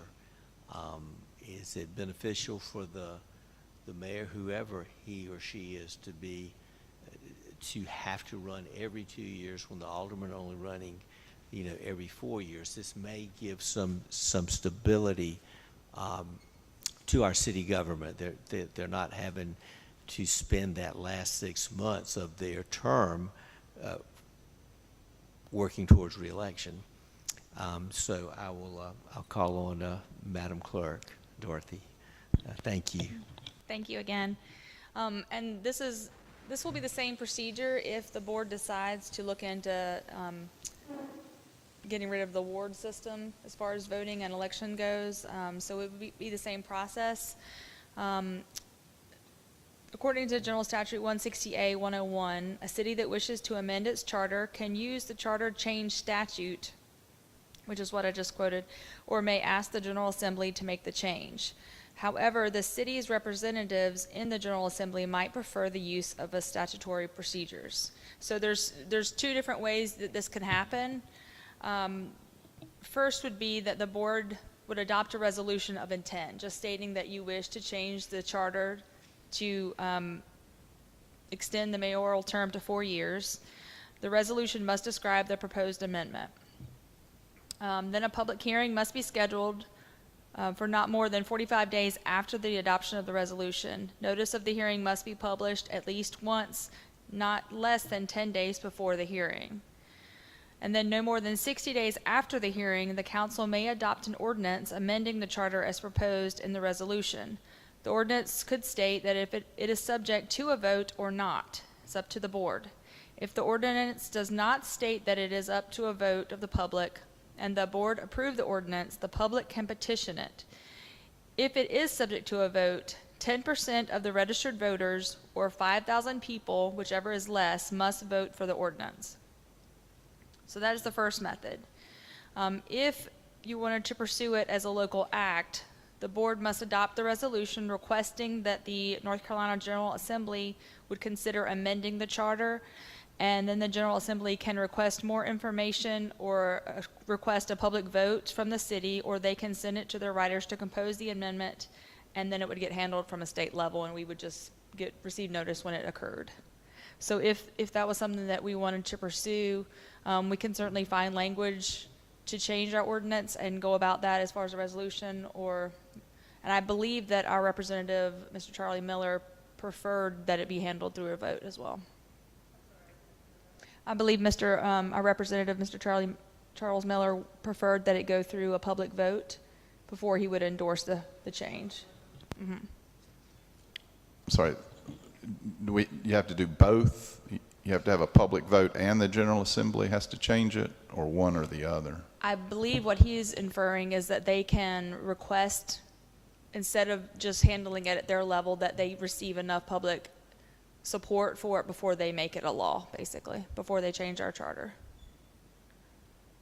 But if we have a local vote on it, The General it's Assembly, done. yes, the General Assembly is not involved with that. It would just go through that process that I mentioned with the public hearing. But Representative Miller is reluctant to take it to the General Assembly without some sense of the public's disposition towards it. Is That's that correct? correct. Yes, sir. I read through a lot of dense legalese on the School of Government topic on this, and it seems, am I correct? One, we could just do it by passing an ordinance that changed the charter. We could also pass an ordinance calling for a referendum. Three, we could ask the General Assembly to do it for us, to make the charter change for us. Am I correct? Did I understand all that right? That is basically how it would work. The only difference would be that the board has to adopt the resolution of intent, and then the ordinance that that you all would consider would put in the vote requirement, or the vote of the public, the referendum, basically. That could be part of the ordinance. If the board approves the ordinance and it's put to a vote for the public, and the public does not petition it, then it becomes law. Okay.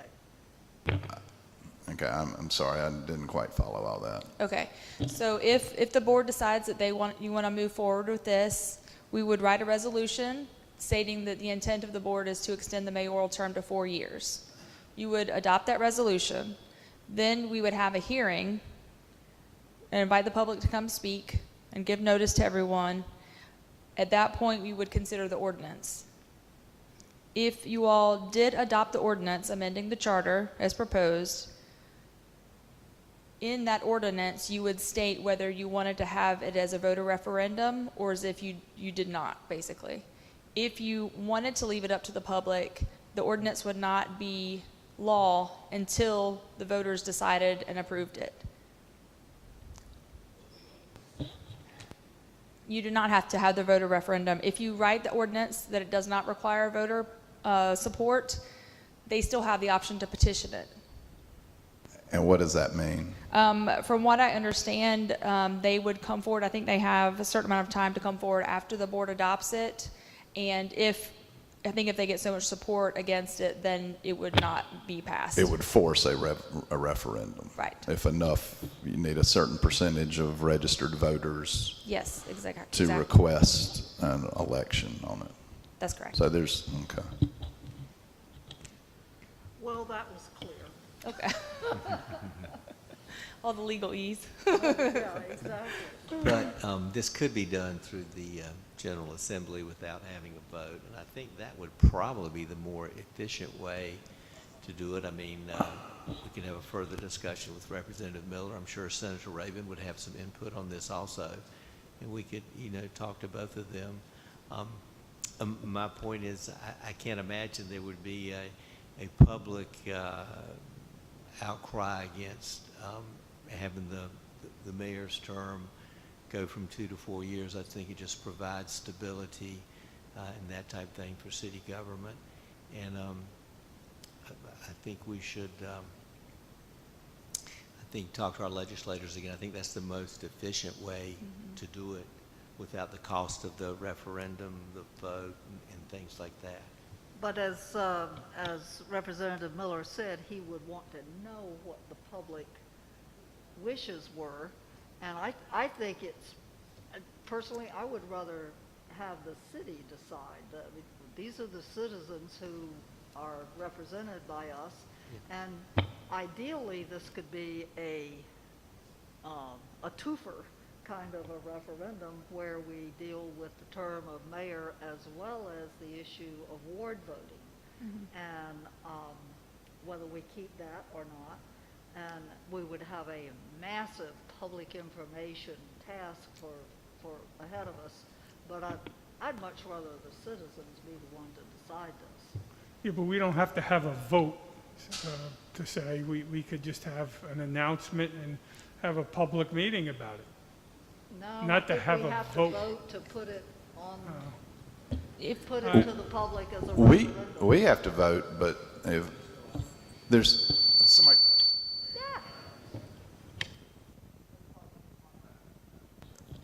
So let's back up a little bit. Obviously, I still don't understand this. There's 3 ways to accomplish this. We can simply adopt an ordinance doing it, subject to essentially a citizen recall, if you will. If enough citizens object, then they can force a vote on it. Or we can just schedule it as a vote of the citizens, or we can go through the General Assembly. There's 3 options. that's correct. What's I mean, we're changing a charter. That's kind of a big deal. What's the downside of having the vote and submitting it to a referendum and having the citizens decide whether they want this vote? Because I'm thinking we're going to go with two options, not just the mayor's thing, but the ward thing, and see if that's what they actually want us to do. You know, if we're just passing normal legislation, that's one thing, but charter amendments are, I think, are raised to a different level of, the citizens should have more input into that. At least that's my personal opinion. What possible objection would anybody have for the term to go from 2 to 4 years? I mean, I don't see any problem with that for anybody. What would be the objection? Yeah. There's a, I'm not sure that we have our fingers on this pulse as well as perhaps we think we have it on. And if you're changing a charter, I think the citizens should have a chance to have a referendum on it, and it tells us whether or not we're in the right direction. If the citizens came back and said, no, we don't want to do that, then should we do it? I think Doesn't a public hearing really accomplish the same thing? Oh, we get 4 people in a public hearing. You know, it's different because the people that show up at the public hearing, there's only a handful of people that are regular public hearing attendees. If they wouldn't show up, why would they object then? If they don't show up at a meeting to say, hey, we don't want that, it's got to indicate that people don't have the objection. Madam Clerk, I'm assuming, and I know the answer, but hopefully you have it also. This has been done before in other municipalities. Do you know the method from which it was done, for example, on Oak Island? I believe they went to referendum, if I'm not mistaken. Did they vote? Are you saying they held a vote Yes, to sir. do that? Yes, sir. It's not uncommon to, not terribly uncommon to change the charter. One thing you could possibly do if you wanted to gauge public interest is just hold a public meeting without actually voting or deciding on anything. I agree. To see if the public was opposed to it or not, and then move forward with the actual steps. The difference in the referendum, it would take longer to approve, which it depends on how quickly you want to move forward with anything, but it would have to wait till an election cycle, and then we'd have to pay extra for the special election or special referendum. But, I mean, that's really the only, I'm a little lost there. If we have a referendum, we have to pay for the referendum. I believe we have to Yeah. pay a little, yeah.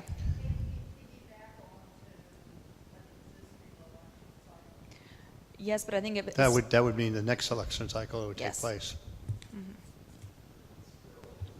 Still going to charge us to do Yes. that. There still are additional fees involved. I think it'd be wise, I can't remember who said it, to have a public meeting just to gauge what the conversation is within the community. We can do a workshop on it or a public whatever, just to see if there's, And I'm happy to do. because I do know other communities have done this. Several, Carolina Shores went from 2 to 4. It's being a common theme. In the meantime, I'm happy to look into that further, as which municipalities have changed their charters as far as the mayoral terms and get their methods, so you have more background. You're welcome. It's my experience in other places that if we were to just have a special election, and this was the one reason for people to go to the polls, we would have an extremely low turnout. So if we were on the ballot with other issues of high interest, then we would be successful. But I think a good starting point would be a special meeting, asking the public, educating the public, first of all, what the issue is, and asking people to come in and tell us their thoughts about it. Main thing is that we just want to start the process, however long it takes. I mean, this doesn't have to be done immediately. We just want to start the conversation, start the process.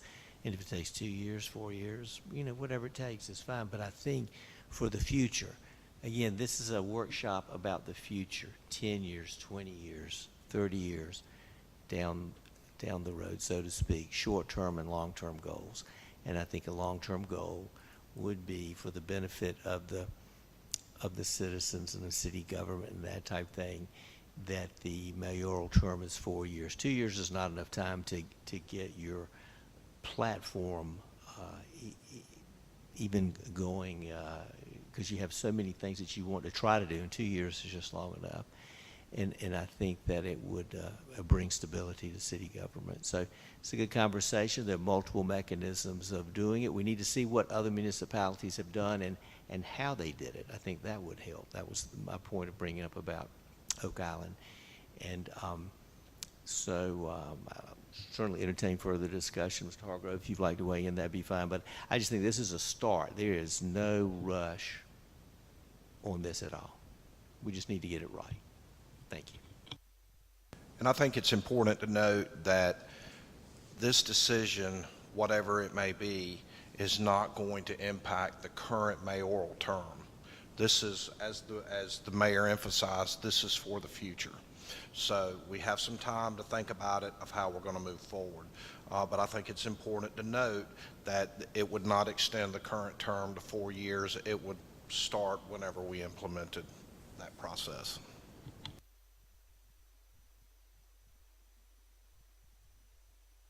Questions for the clerk? Are we going to have a public meeting? Is that the decision? Public comment? I mean, there's no reason why we can't do it. We can certainly schedule that, but we can't schedule anything today because this is just for discussion, Yeah. but. We'll bring it back. We'll put it on the agenda, and we'll have more information about what other municipalities have done and the 3 different mechanisms and things like that in your packet, so you'll have more information. Again, this is a workshop. We're not making decisions and that type of thing. We're just bringing these issues to the forefront. Okay. Thank you. Thank you, Madam Clerk.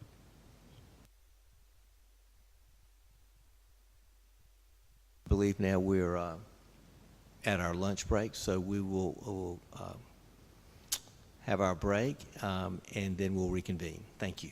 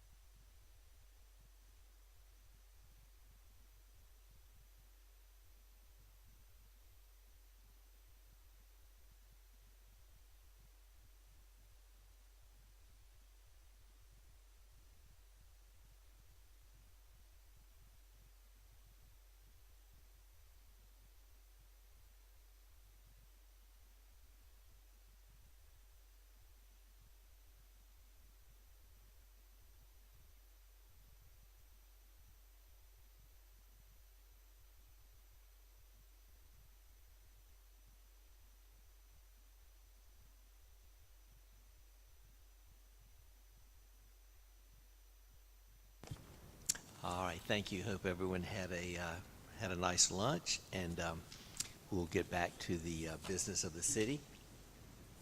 We're at item I, salary comparisons, and I will.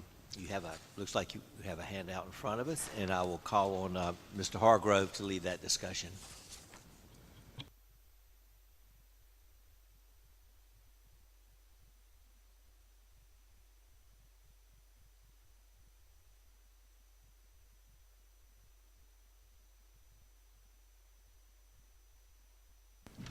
All righty, good afternoon.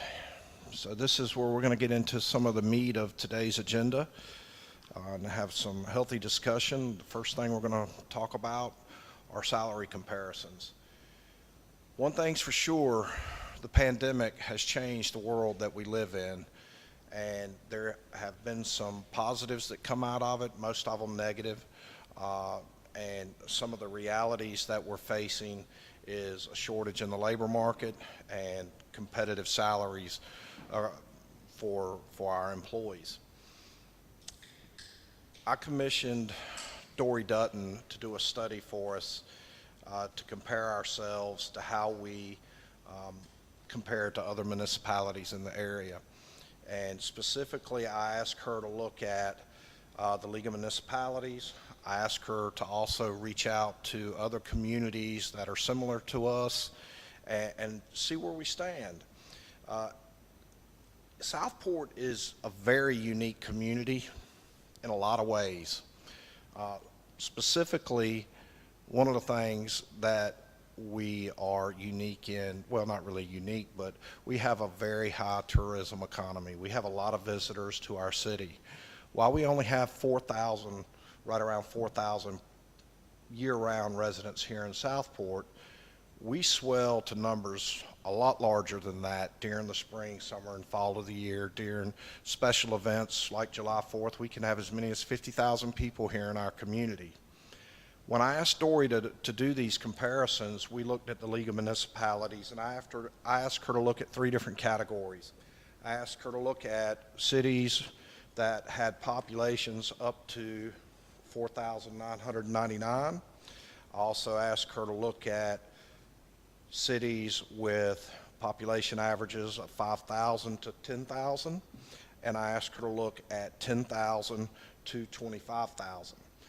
Any given day, we can have that many visitors to Southport, depending on the time of the year and what's going on. I also asked her to look at, as I said before, at other communities that are similar to us, specifically Wrightsville Beach, Emerald Isle, Beaufort, Swansboro, Shallotte, Oak Island, Morehead City, and New Bern on the upper end. When we started crunching the data on these particular salary numbers across the board, I was really surprised at what we found, that for the most part, we're very competitive across the board with other government units. There were a few positions that I found that were deficient. And so in front of you, you have these spreadsheets that talk about employee salaries. And of course, I know you've probably not had time to look at them as closely as I have, but there's several positions that we have that are deficient. First one being our public information officer. It's severely underpaid. Lisa Anderson currently works in that position now. Our public utilities director is another position that we're not competitive with across the board. We have several maintenance technicians and maintenance worker positions that are not competitive. Additionally, our finance director position is not competitive. We also, our fire chief and assistant fire chief are underpaid compared if you look at this scale. I was surprised because I expected to see a lot more deficiencies than what I saw. But that still doesn't change the fact that if we're going to have a top shelf organization, we have to be able to retain our top shelf talent, and we have to be able to attract top shelf talent. So while we are competitive for the most part with other governmental units, where we're not competitive is with private industry. I know that the overlying sentiment is that, well, local governments or state governments never going to be competitive with private industry. And to a certain point, that's true.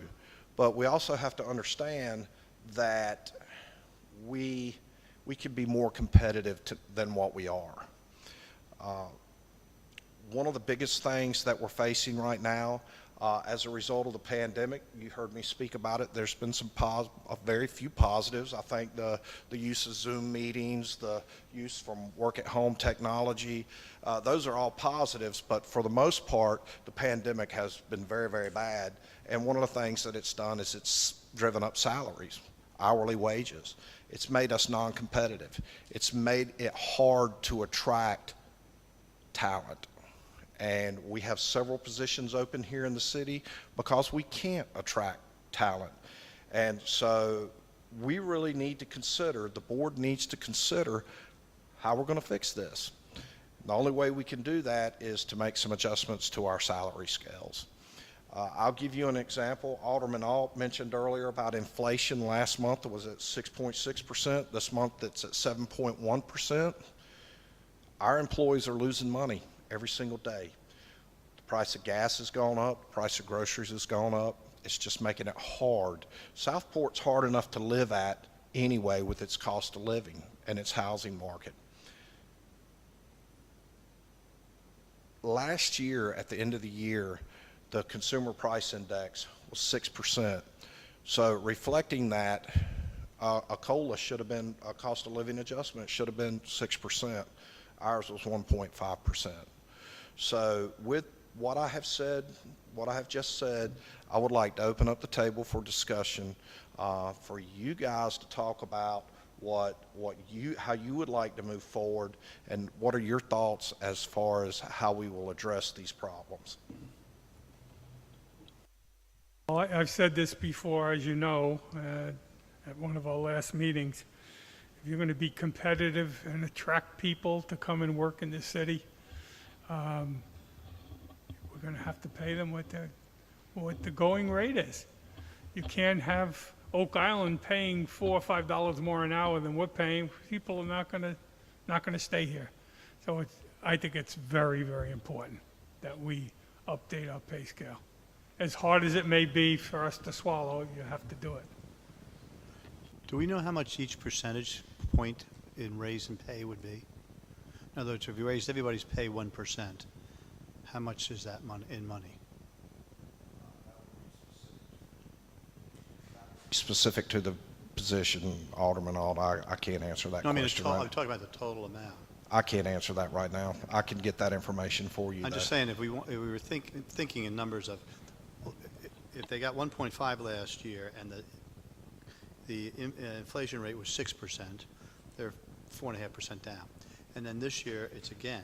So if you're saying, I want to raise everybody, let's say 5%, it's nice for me to throw that number out, but I kind of need to know how much money is that if I give everybody a 5% pay raise.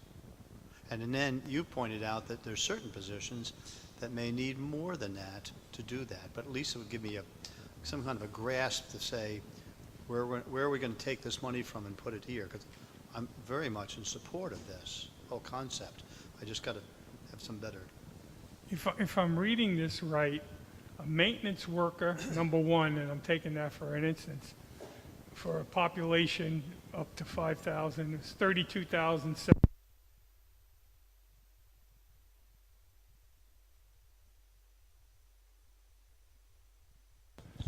Okay, and if you look across to,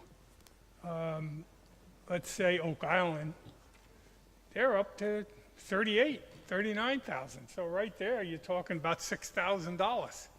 I mean, if I'm reading this correctly. So $6,000 for a worker number one. Yeah. 6 over 32. Yeah.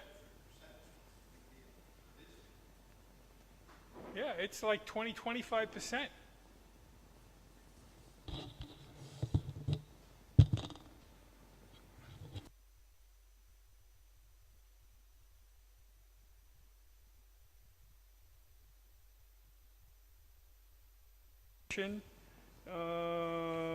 for working on was 32,762. You follow that line, huh? You see it? No, those are averages. Ours is the last blue. No, In I the- mean it. It says average up to 4,999 population. Go across the top. Oh, I know. Well, that's fine, but this is the average, isn't it? For our population, according Yeah, exactly. And if you go across, you see, Ours is right here. oh, I see. I'm sorry. Well, that's why I wasn't sure. All right, so we're supposedly above.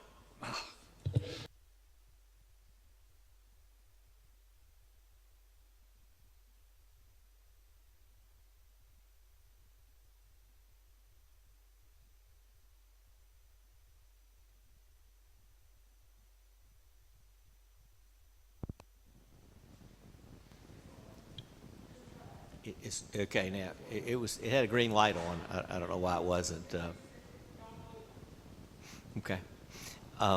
Anyway, the overriding factor is that, with inflation and with the workforce dwindling, people have left the workforce, and that these salaries have to be competitive, and it's good that we have these comparisons, and that we're just going to have to find a way to meet the market so that our employees are not losing 7%, 6%, as Alderman Alt pointed out, and that they want to work here, that they're happy to work here, that we retain employees, and that we get high-quality employees, whether in City Hall or in the business community.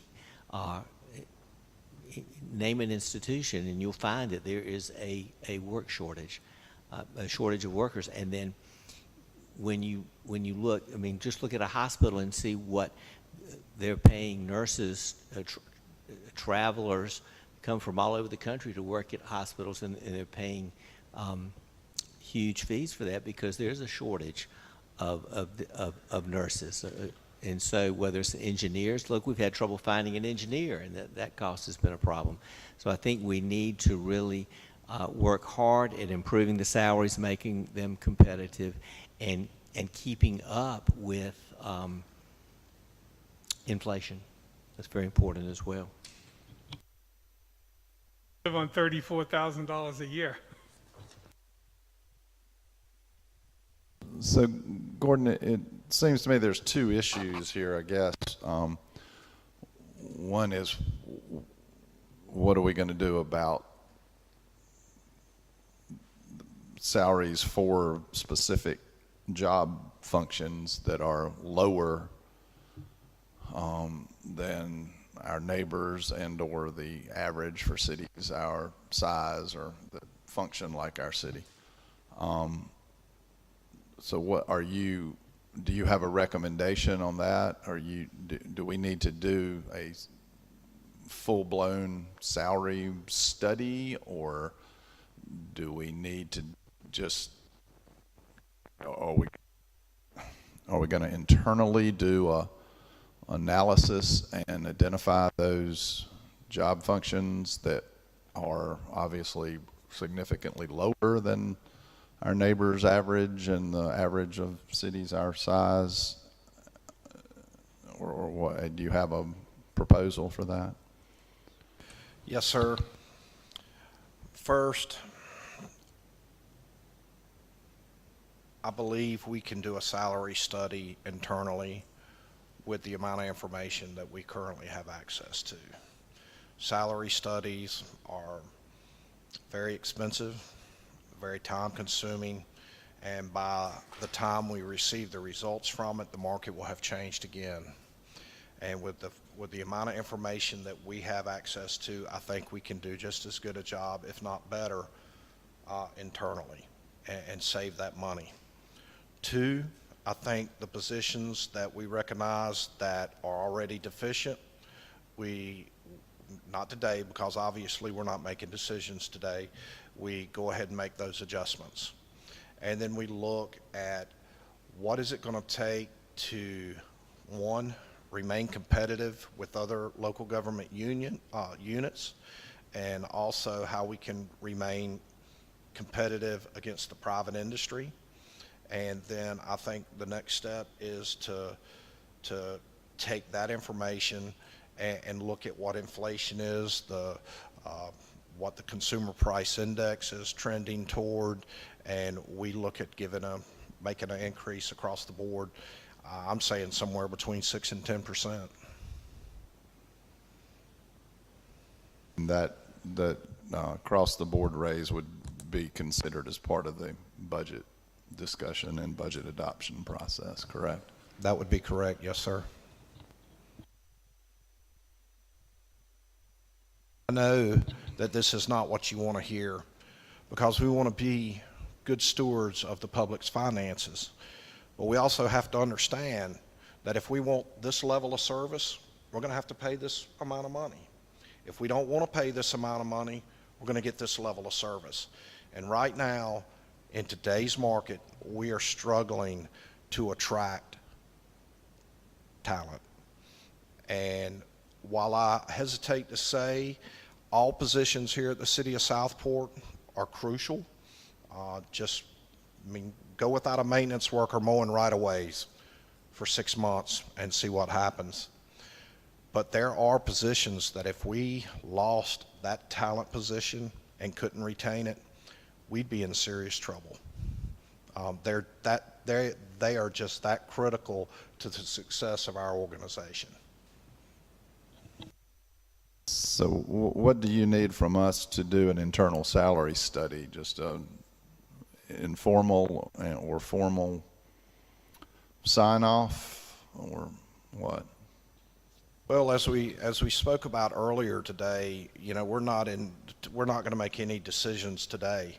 What I would like is reinforcement that from the board that we do have a problem, and it needs further discussion and further analysis in order to move forward.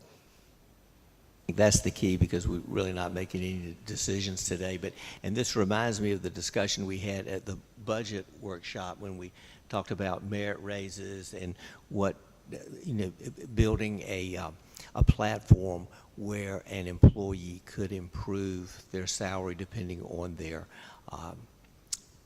success in their job, and also the plan for their future in terms of more education and training and things like that. So this sort of it dovetails onto that, but it's a part of the times. It's as you said, is a side effect of the pandemic, that there's this shortage, and we have to remain competitive. And I think it's good that we have this discussion. I think all the board members, just from what I've heard, agree that this is something, and particularly Alderman Allen, that this is something that should move forward, and we can put it on the agenda at some point with the information that we need and have a formal vote and that type thing. But I think the sentiment here is that we need to move forward on these, making sure our employees have a competitive salary, that we're able to retain employees, and that we're able to have the expertise that the city needs to be successful.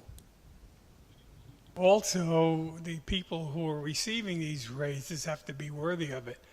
If somebody is not worthy of the money, then we're looking for somebody who is.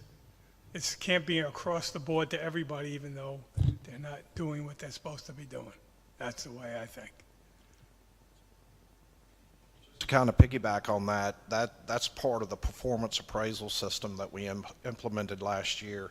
It is already in place, and starting next week, we'll actually be starting our mid-year reviews to see where everybody is at as far as accomplishing their educational goals, their training goals for the new year. So that will definitely come into play, because it will be your increase will be determined by how well you score, and that's something that we've spoke about a lot during the past about we pay for performance. We don't pay for seat warmers. We're never going to build a culture of excellence here in the Southport until we weed out the seat warmers, so to speak. We've had discussions individually and as a board about the importance of that.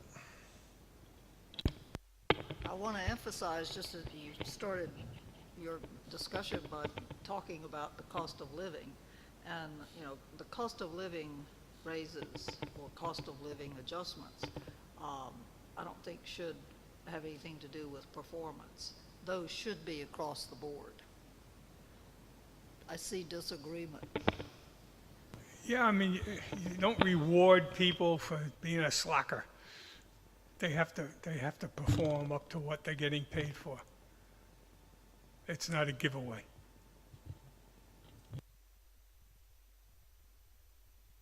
It's pretty common in the public sector that if you get a poor performance, which you should know about at a minimum 6 months before the poor performance, and then you build up to that with all the documentation, that when you go into it, you may not get your COLA.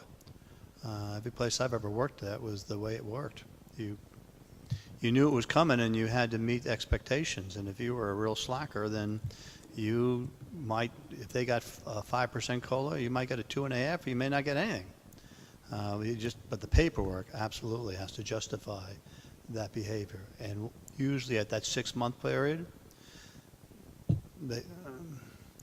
they have a spiritual awakening, and they try to do better. I'm trying to separate cost of living, where if you don't address that, people slide backwards.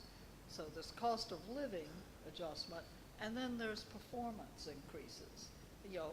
Raises based on performance, and cost of living should not be tied to performance. If you're in the job, then we need to pay you so that you're at least keeping even where you are. Even if you're not performing the job. But that goes back to performance. Do we have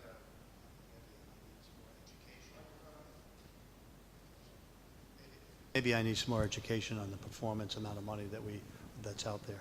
I think maybe we could have a human resources specialist speak to us on that topic. I mean, these are two completely different categories of compensation.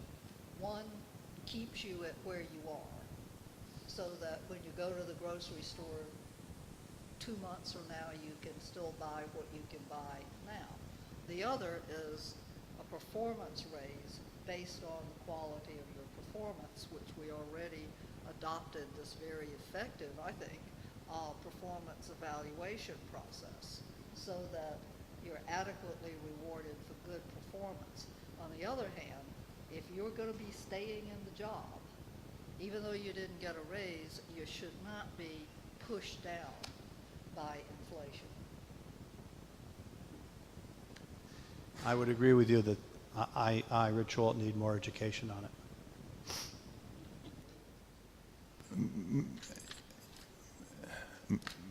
Maybe the manager could provide at our meeting on the 21st abbreviated overview of the performance management system that was instituted. I guess it was instituted for this current fiscal year, right? We put it in place a year ago. I think that a full understanding of that process may alleviate some of these concerns. I think if we look at what is the standard for other municipalities, businesses, that type thing, in terms of cost of living, is it tied to performance, or as Alderman Davis says, that it is an across the board, regardless of your performance. If you're not performing well, you're not going to be part of the organization anyway, regardless. That's exactly the point. So We've got a process in place that will weed out low-performing individuals, right? So That is correct. There is a scoring mechanism associated with the performance plan appraisals, performance appraisal plan. And if you fall within the lower third, you're automatically put on a work plan. And that work plan is a way to educate you or the individual on how they can improve to be a valuable contributor to the organization. If it continues, then quite frankly, there's no easy way to say this, is if you continue to be in that bottom third quadrant, then you're going to, you're probably looking for the door, so to speak. I mean, there's really no easy way to put that, and that's just the way it is, because we've talked about this numerous times. We pay for performance. It's the way it should be. How is it that I have someone that's a top performer and that person gets the same raise at the end of the year that someone who is not? They're a seat warmer. And so I don't think that that's equitable in any world, that someone that comparing those two and they should get the same amount of increase every single year. I don't agree with that. I believe I talked to you about that philosophy. It's been a philosophy of mine for a long, long time. I brought it with me from the private industry, and I think it's, you know, how do we do more with the funds that we're given, the public's money? This is how we do more, by expecting more from our employees, from our staff. Very, very good discussion, and I just want to interject. Representative Miller, thank you for being here, and at some point, would you like for him to address the board, City Manager? So I had really hoped to have Representative Miller address the board at the start of the board retreat. Unfortunately, our schedules couldn't come together, so this would require a change on the agenda, but he had asked to have about 1 hour for a kind of give and take town hall style question and answer session with the board. He is available now. He's available this afternoon. I would say let's put off what we were going to do in the next segment, which was revenue generating ideas, until our retreat on the 21st. Because at the end of the day, if we don't finish what we need to on the 21st, we can always have another meeting. I mean, we're on no time. Well, we're on a small time constraint, but it's more important that we get the important business done. Correct, I agree. So is there, I know we're not making any votes here, but is the sentiment of the board that we can adjust the agenda so we can have Representative Miller address the board? Any objection? Okay. All right, thank you. All right.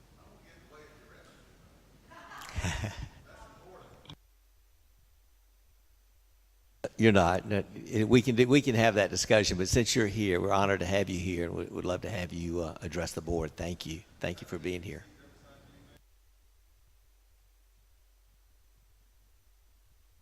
Yes, yes, absolutely.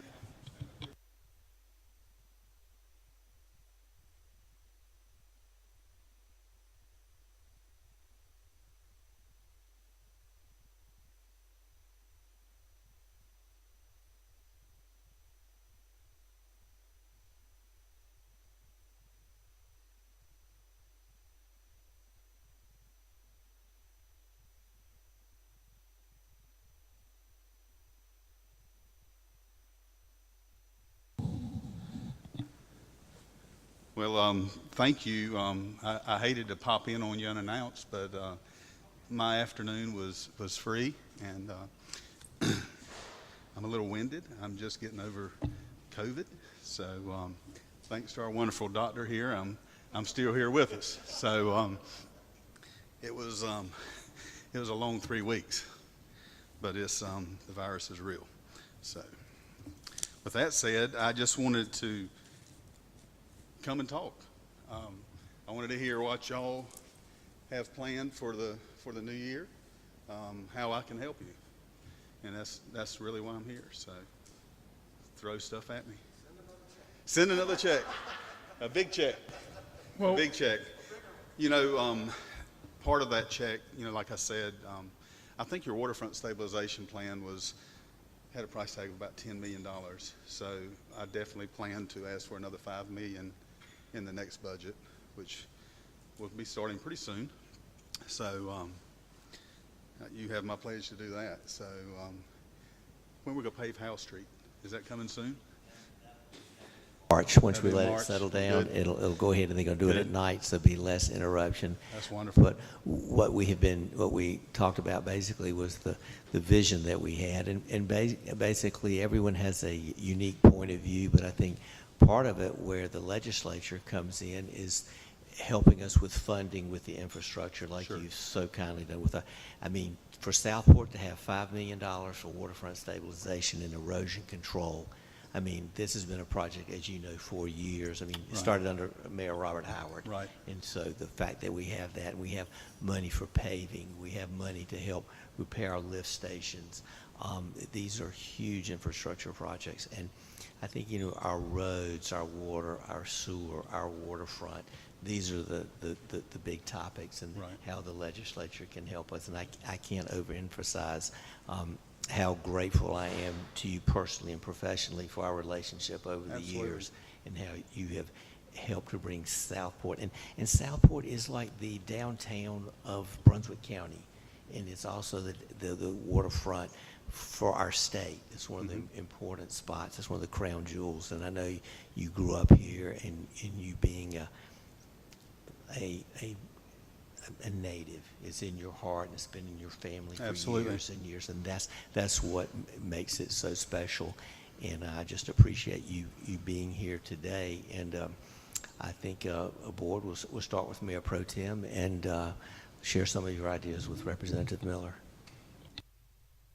Just to begin with, you know, you got the money, the funding for the 2 pedestrian crosswalks. Like, that was amazing to us. And we have a traffic plan that has it's designed to where we need more. What would be that process that we could access more funds, or how often can we access? Because we got a plan. How many more crosswalks do you need? I'd have to count them up, but Oh, Lord. we need them at different. Right. You know, we've got all our intersections in basically our central in-town area. We need Yeah. crosswalks. The funding for these two came from a reserve fund that I had to get approved by the speaker, and then the Senate, Senator Berger, and they both, you know, approved those. What I'm being told is I can do that one time a year. So we're in a new year. So I'd like to get a copy of your plan. And those crosswalks are $250,000 apiece. To do it, you know, we talked about doing painting, just painting, and then, you know, they needed the curb work and stuff. So, and Chad is great to work with. So, have they started on those? Do we know? I think they've drawn them out, Okay. maybe. Okay.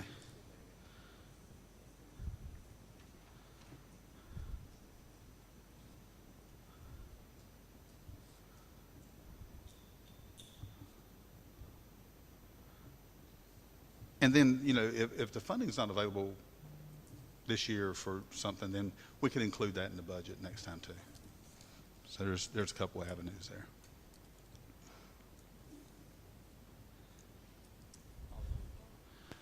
As you know, we've been looking for more revenue to come into the city. How do you feel about a meal tax? Do you think that we can get that through? Help us out a little bit? Yeah, I mean, that's a possibility if the board was to vote on it and do a resolution in support of something like that. That goes a long ways in the General Assembly. Okay, so we would have to Yes, create sir. a resolution. Okay, That's what I would request. yeah, okay.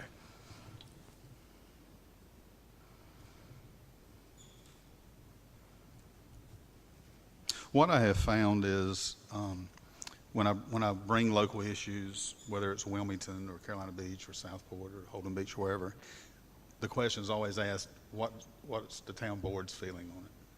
So they're going to want the support of their respective boards. Is there a limit on the meal tax? I'm not sure. I'm not sure. Yeah, you had said that. I wanted to be sure. Yeah. 0.5%? 0.5 cent? I th-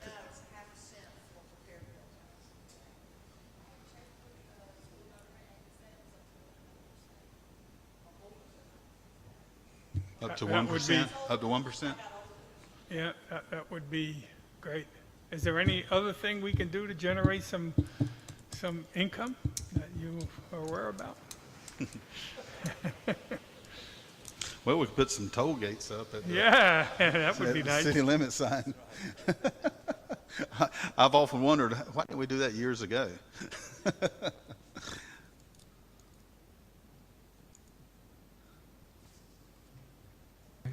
Alderman Allen?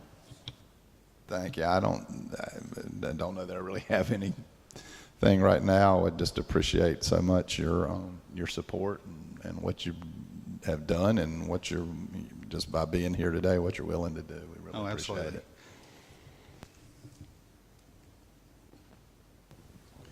I want to follow up on Tom Labarde's, the prepared meal tax. And so it's one thing writing up a piece of paper and handing it to you and asking you to go forward. And you would certainly know more about this than I, but to bring a tax increase before the legislature, would we not have to have the backing of basically the majority of the people who do prepared meals? In other words, could we have some help from you, or point us in the right direction to get help, about the best way to move this efficiently as opposed to just a rote piece of paper going from place to place? Absolutely. We have researchers in the General Assembly that would research everything for us. I can go ahead and get them to do that now. Okay. And start preparing a document for us on how to move that forward. Both the mechanical part and then the political part. Because if 6 food preparers write to you and say, this is a terrible idea, but the vast majority think it, but you only hear about the 6. Yeah. How do we get ahead of the curve to ensure that the political aspect of it's going to go forward? Well, I think you're going to have the buy-in of the preparers, like you said, and maybe have some public hearings to see how people feel about it. Okay. And let's listen to the public. Maybe I'm being naive, but I would just think that could be a big stumbling block if we did not set the stage with the people that are actually going to be, they're not really impacted by it. You know, $100 bill in a restaurant here, we're adding $1. It's nothing. But It's still the a tax perception may increase. be you're adding more taxes, the big burden. True. And I want to be able to make sure that everybody understands what we're really talking about, what the impact would be. I think from all the people that I've talked to, this would be an easy sell. Mm-hmm. But I would certainly welcome any advice that you might have, both on the mechanical and then on the political. I will have a document prepared for you very soon, within a month or so. Representative Miller, in following up on what Alderman Alt said, would we be well advised to work with other communities and as a group push for this? Well, For I think example, Oak Island has many, many restaurants, and they're looking for revenue for many reasons. If we, together with Oak Island, were asking for this. Oh, it's much stronger, if you partner with other towns. I think the mayors have a group, and that's something that I would probably suggest that the mayors talk about and take back to their respective boards and see how everybody feels about it. That's what I would suggest.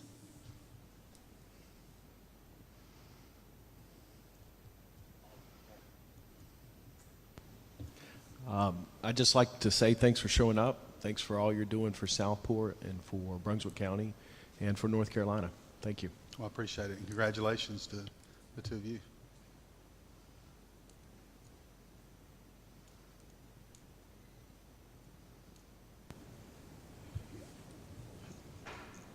Thank you for coming out this afternoon, Representative Miller. I know you have a very busy schedule because I personally tried to schedule with you. So I know you've gone out of your way to be here today, and I really appreciate it, and I'm sure the rest of the board appreciates it as well. I have a question as far as I understand that the General Assembly is supposed to release more recovery funds, infrastructure funds. Can you maybe speak to that for a moment, to where we're at with that, what we can kind of expect, so forth? Yeah, I've not been back to Raleigh since the first week of December. I have been told that there is more funds coming. I don't know how that's going to be dispersed. I was actually supposed to be in Raleigh today, and they changed our schedule again. Don't know when I'll be back, maybe next week. But I am going tomorrow. Got to go up there, not for session, but I will find out from Dean Arp, who handles all those funds, what's going to happen and how they're going to be dispersed, because I do have that on my radar, and y'all are on my list. So I've already thought about that. So if there is more available, I will get as much as I can. Good.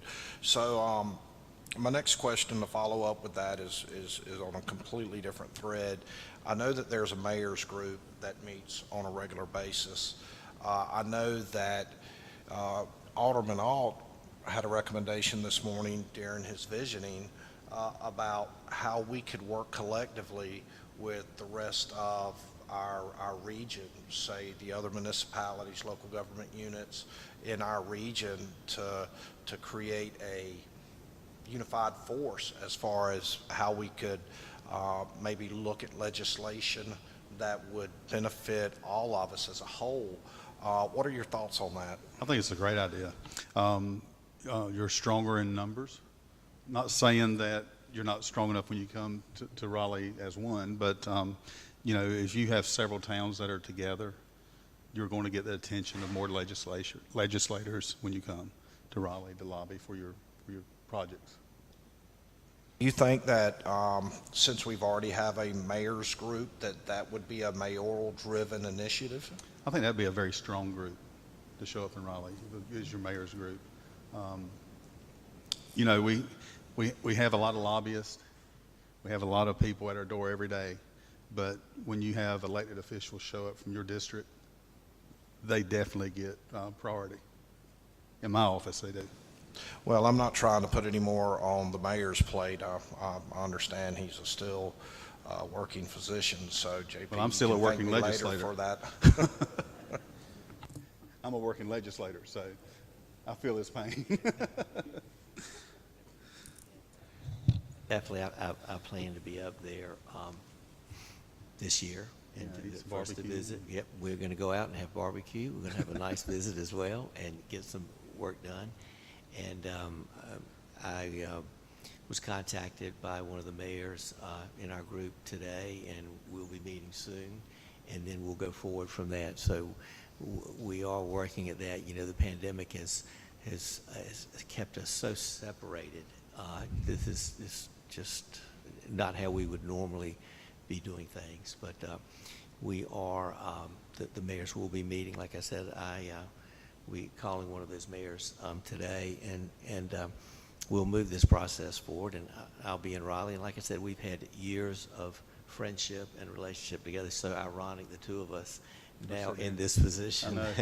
No one would ever thought that probably 20 years ago. It certainly wasn't something I was planning.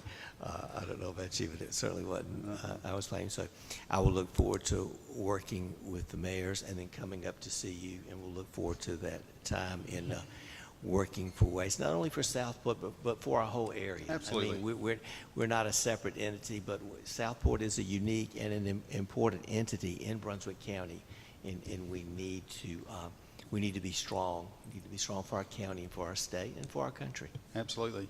I've just finished my first year in Raleigh, and what a whirlwind it was. But I think we did well in the first year. I'm not scared to get in there and fight for things and ask for things. So just let me help you. So look forward to it. You've been an advocate, and we definitely appreciate that. Yeah, thank you. Go ahead, Alderman Allen. Thank you. Just a couple of things, 3 things, I think. For the mayor, I think doing a joint where it's feasible and possible and makes sense, doing like a joint legislative agenda for the towns and the county is a great idea. And Representative Miller, a couple of things. If you can, so this year's the, quote, short session, right? Is that right? That's what they tell me, but actually we are still in the long session. We gavelled back in on December the 30th. Will it ever end? I guess there's no well- such thing as a short and a long session anymore, is there? It don't appear to be. You know, they told me I wouldn't be in Raleigh but a couple of days a week. I was there 3 and 4 days a week. So we are still in the long session, and the reason being is the maps that are held up in the court. Should be a decision today. So that's where we're at. That the main thing left That's in the- last year's session. yes, When that's done, yes. then it'll end, and then Yeah. the short session will begin at March? March, April is what I've April. been told. So Is there anything kind of on the horizon for the General Assembly as the short session starts that we should be thinking about or aware of or letting you know about or whatever? I've not heard of anything. The biggest thing on the agenda right now is to get the maps behind us and get the elections behind us and just keep moving forward. So. As far as staying in touch with you and letting you know what is going on with us and what we're thinking and all that kind of thing, do you like hearing from the 7 of us kind of individually, or would you prefer that if we come to you with if we hear about a bill maybe that's been proposed and we like it or we don't like it or whatever, is your preference that we sort of come to a consensus among ourselves and then come to you with that, as opposed to getting hit multiple times with individual people? Or how do you I give some guidance on that? I welcome your calls, but it would be much easier if you come to a consensus and either went through the mayor or Gordon in one phone call instead of 7 or 8 phone calls. But feel free to call me if you want to call me. I mean, if you want to give me your personal opinion on something, please do. I mean, you can speak individually and not as the board. So, and I'm very accessible. If I don't answer, I will call you back. And I apologize to Alderman Alt because I have been under the weather for the last 3 or 4 weeks, and my doctor can attest to that. So we will catch up soon.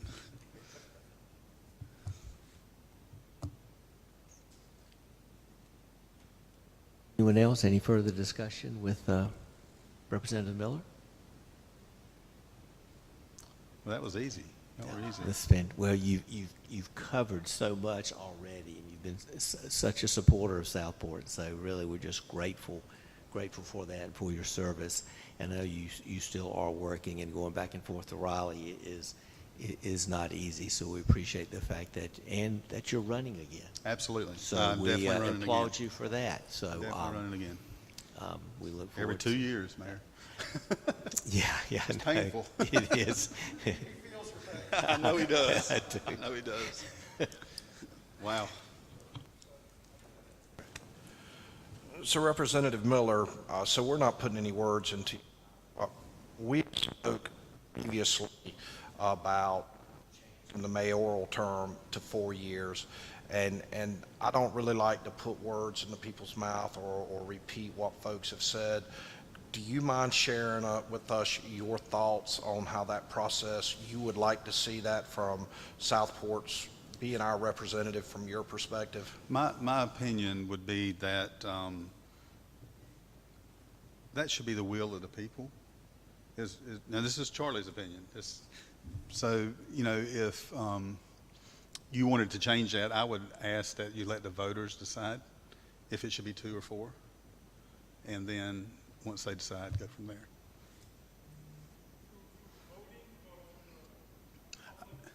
No, I would put it on a ballot. Maybe, if you wanted to do it the next election, say this term is going to be for 4 years. Do you agree with that or not? Yes or no? That's just my opinion. We could have it on the November ballot, and then it would be valid for the election in 2023.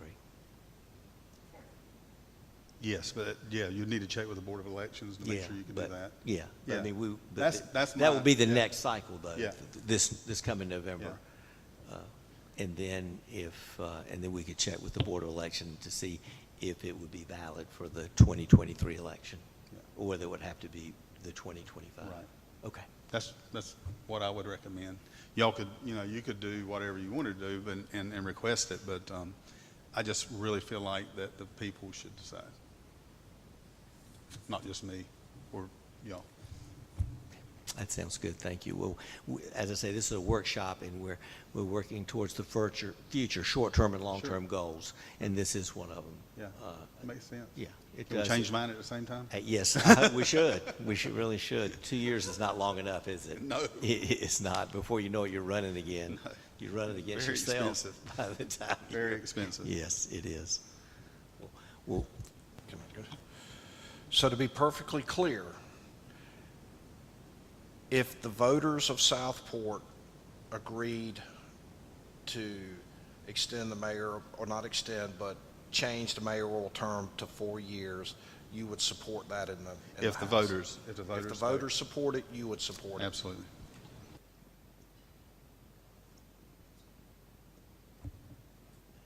Well, thank you all.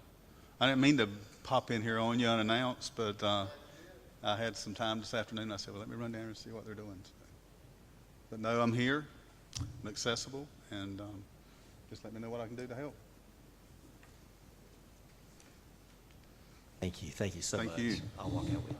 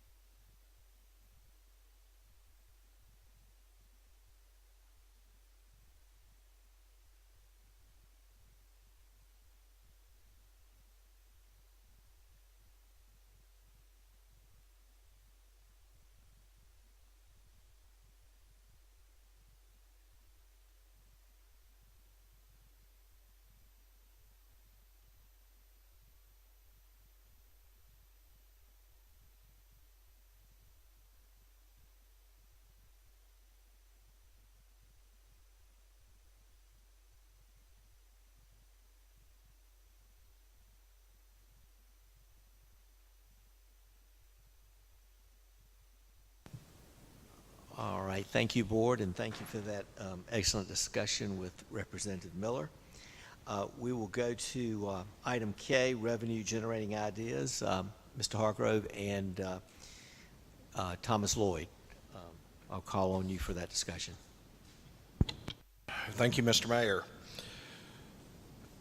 So in the following discussion, we're going to talk about paid parking, accommodations and meal tax, a motor vehicle tax, general obligation bonds, installment financing, and what a 1% increase in the ad valorem taxes would look like.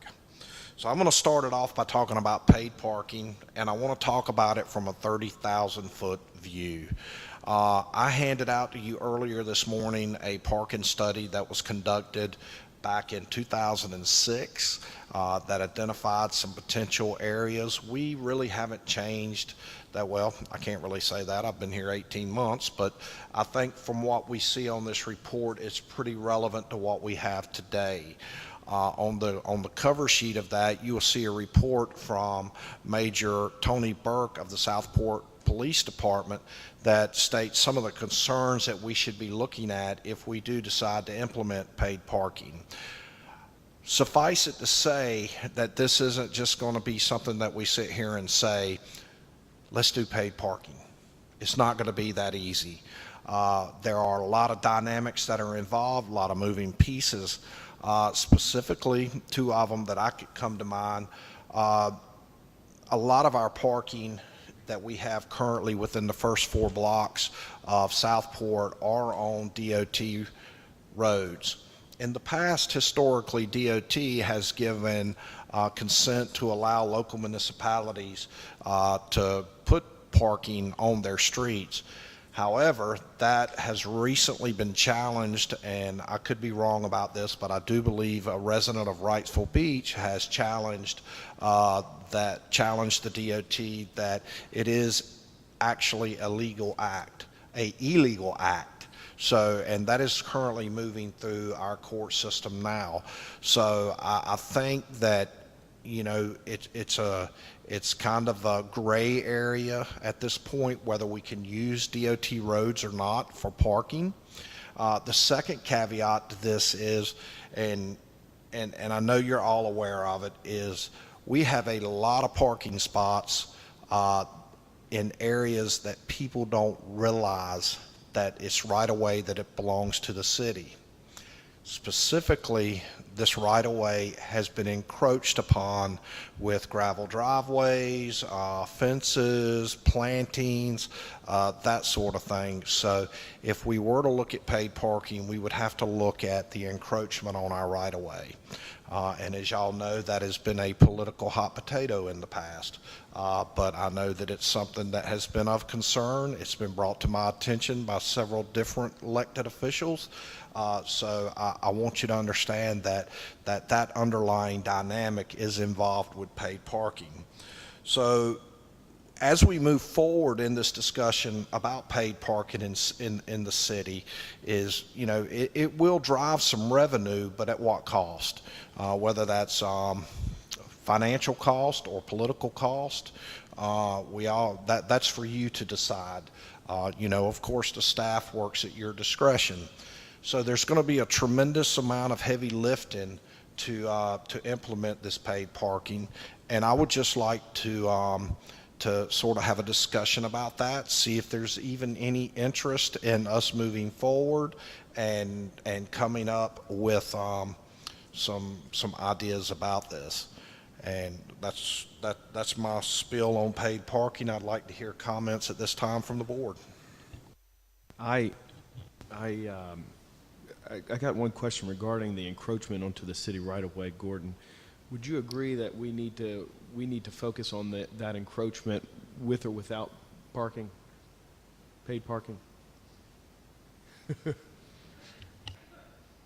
Thank you for that question, Alderman Carroll.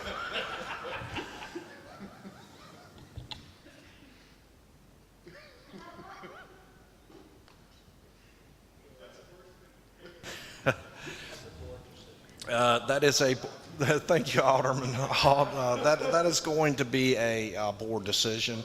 I will say that there is quite a bit of encroachment on the right-of-way, and it probably, I know there has been some interest in the past. I think actually there's been some prior administrations several years ago tried to implement something like this, and it created a hailstorm of fury, so to speak, and I don't use those terms lightly.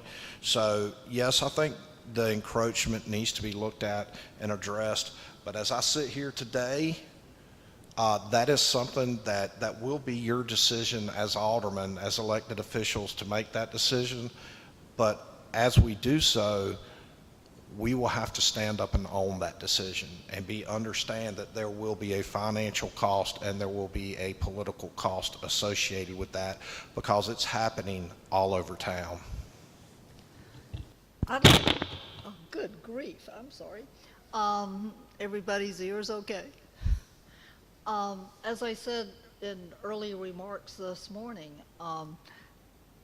why don't we consider turning this over to an ad hoc parking committee that involves city staff, some aldermen, and a number of members of the public to study and come up with recommendations? I mean, this is a great resource for that committee to dive into and address some of the thorny issues like right-of-way.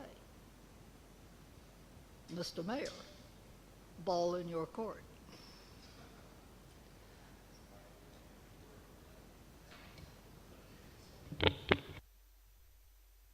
Yes, I think that would be certainly an avenue which we could go down, because we need input from our citizens. You know, paid parking, one of the charms of coming to Southport is you don't have to worry about a meter, or you don't have to get your credit card out and things like that. So really we want input from our citizens. Of course, our citizens would not have to pay for parking, you know. So it's a mechanism that has been brought up to try to obtain money from the tourism industry. And one of the things we would need to do in terms of our research is which towns have paid parking, and does it work? Is it legal or illegal? Does it generate funds? Cost first benefit? I know when I go to Wilmington, there's paid parking, but they're a much bigger, you know, town, of course. So I think that would be a good first step, and let them do that research, and I would be happy to, you know, recommend that. I think the parking issue is bigger than just paid parking. During the campaign, I had a lot of conversations about there is no parking, and the mayor mentioned the parking deck and this vision, this long-term vision. I appreciate that. I'd like to find ways to educate people on where parking actually exists. So we're talking about this right-of-way and these encroachments, but this right-of-way is parking. You know, so we do need to look at that as a serious issue, and then in addition to that, we've got. I may be the only person that has talked about this, but I'd like to see parking decals for city residents. We've got people that live outside of town, well, inside of town, but what seems like outside, River Mist, that come into town, and they want to go to the library. They want to experience what Southport has to offer. They want to see the waterfront, and there's nowhere for them to park. They turn around and go home. That shouldn't be happening. So I'd like to consider that as well as we think about this whole parking issue. Was a study or something that Mayor Pro Tem helped me, that I remember Wayne Strickland had talked about, that Randy's nodding his head, so he remembers it. Thank you, Randy Jones. That they calculated that there were actually hundreds of parking spots in the city, in the downtown area, when you included, of course, right-of-way and things like that. So I wonder if we could find that in the, if it's in here, then that's great. Since we just got that, I have not read it. So so that's what I remember. So in terms of your question, in terms of we're educating ourselves, but I remember this, but I obviously was not mayor, but that there were, I remember in their discussion, there were hundreds of parking. So when you say someone comes in from River Mist and has to go back home, I guess it depends on where they wanted to park. I mean, if you couldn't find a spot in front of the library, I understand that. That's very popular, but I'm assuming there was a place to park. And depending on time of year, too. Today, you wouldn't have much trouble, but in July, you probably would have a good bit of trouble. Oak Island has decal-only parking at its beach accesses, and I'd like to see some examples of that throughout town in strategic locations. If we had decal-only parking for city residents, I think that'd be a real benefit to the people who live here. Understand what you're talking about now. So like when I was in grad school in Chapel Hill, you had to have a decal to be able to park on Macaulay Street. Okay. And so when I visited with, and I wrote this in one of my updates, at the end of Caswell and Lord, those people are getting inundated with parking in the summer in particular. So if we had a decal system or something like that that was noted, that would take the burden off those streets, because those people can't even find a place to park. Now I understand what you're talking about.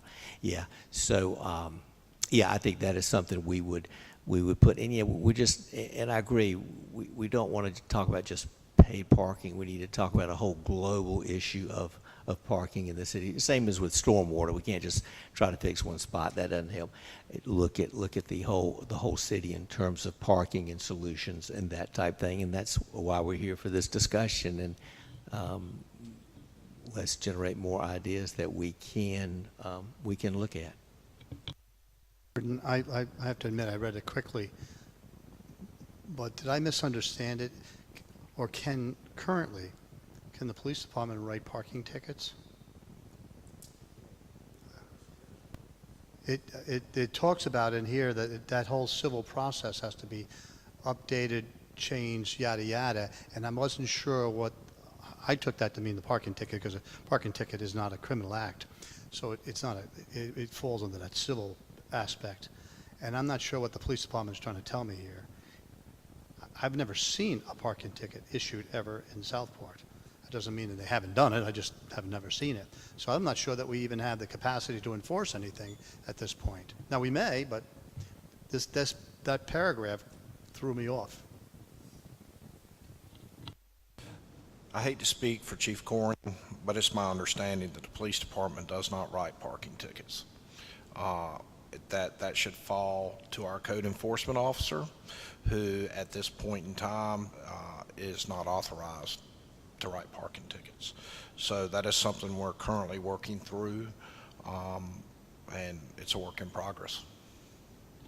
So the one proposal is that one individual who has an 8-hour day would be the only person that could write parking tickets, and I doubt that person is working during the evening hours, especially during the summertime when parking is at a premium, especially at that end of town. Okay.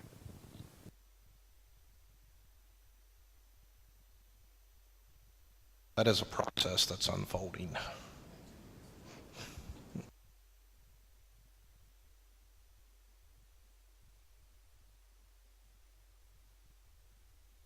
Any other comments on parking? Okay, all right, thank you.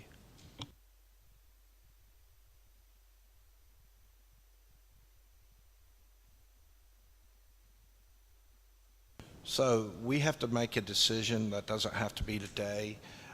In order, as I mentioned earlier, to research paid parking is going to be a heavy lift for us. It's going to require staff time. It's going to require resources. So I want you to think about, is this something we want to do as we move forward?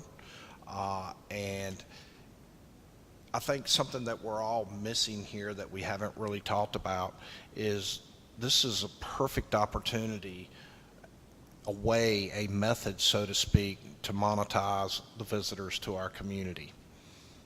Because right now, other than coming to visit our community and supporting our restaurants and our merchants, the city really recognizes no revenue from that other than the mill tax at this particular point in time.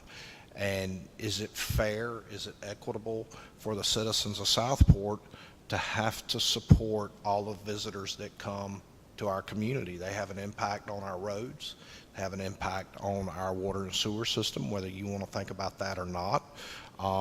So we're not here to make a decision today, but as we move forward into the budget season, these are things that we're gonna, if we're gonna further study it and there is enough support for it, then we will start budgeting for this as we move forward. That But was, when you talk about paid parking, you were also talking about parking within 2 blocks of the waterfront or 3 blocks in front of people's houses. Is that part of the paid parking? I mean, that's the only way that it's ever going to work. But I don't know if it's going to work. I mean, people don't want cars parked in front of their house, that's for sure. But I think that's the only way it could be profitable, if we can expand it 2 or 3 blocks on all the right-of-ways. I believe this study that's sitting on your table right now, and it's something that you should take with you and read it and digest it. I believe Randy, correct me if I'm wrong, it studied the first 4 blocks off the waterfront. Is that correct? Yes, sir, that is correct. And I would assume that you would have to do something with the grass and make it something that cars and people could walk on, rather than parking on the grass. Is that true, or was that part of the study? I don't think we know the answer to any of those questions Yeah. yet, Well, but no, I I'm do just- think yeah. that those are some of the questions that will need to be answered, is what I would say. Got to do that, that's a lot of dollars. Another issue on the parking on the rights of way, we have made a great effort to restore live oaks all along the right of way throughout the downtown area. And it's bad for the trees to park on top of their roots.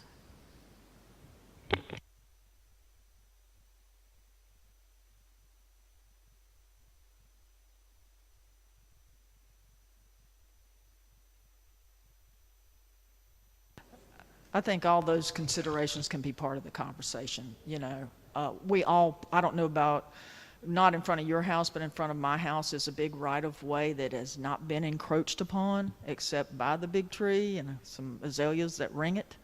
So I think, so anyway, I just think that that's just part of all that conversation.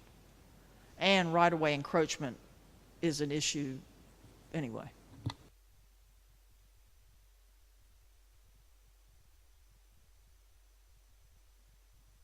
Do we know of any piece of land half a mile, quarter mile from the center that would be available to make a parking lot? I don't know. Is there anything? And have a bus or something, bring them into town. I don't know, that's, I know of 400 acres, but it's not a half a mile I know. from town. I know.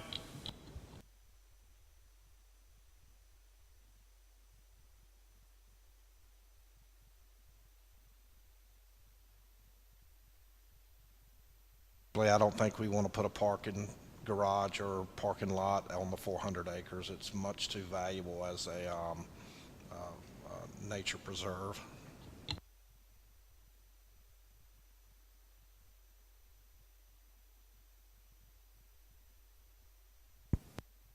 All right, so go ahead, Alderman. Yeah, I would definitely just like to say that I'm in favor of us moving forward with, I don't know that you're asking that question today, but moving forward with a study to discuss this. I like the idea of the committee because from this, there's a lot to be talked about. We've talked about decal parking. There are areas where I'd like to see 2-hour parking hell, if we just changed it to 2-hour parking in some of our downtown location, and we had signage to express that, we may not see employees parking their vehicles in areas where our tourists could be parking or our residents could be parking. So I'd like to see a parking committee as well, if that's That's of the great, ple- as long as it gets pleasure. enforced.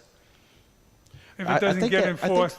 Well, I all- think human nature is good enough to say, if it does nothing more than makes people aware, enforcement's part of it, but I think there's something to be said if you know that your vehicle may be towed if you're not out of there in 2 hours.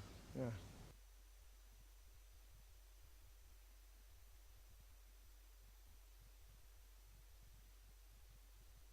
Okay, that's a good discussion, and as we learned earlier today, that the mayor has the authority to appoint committees and that type of thing. So I will certainly use your recommendation. And I want to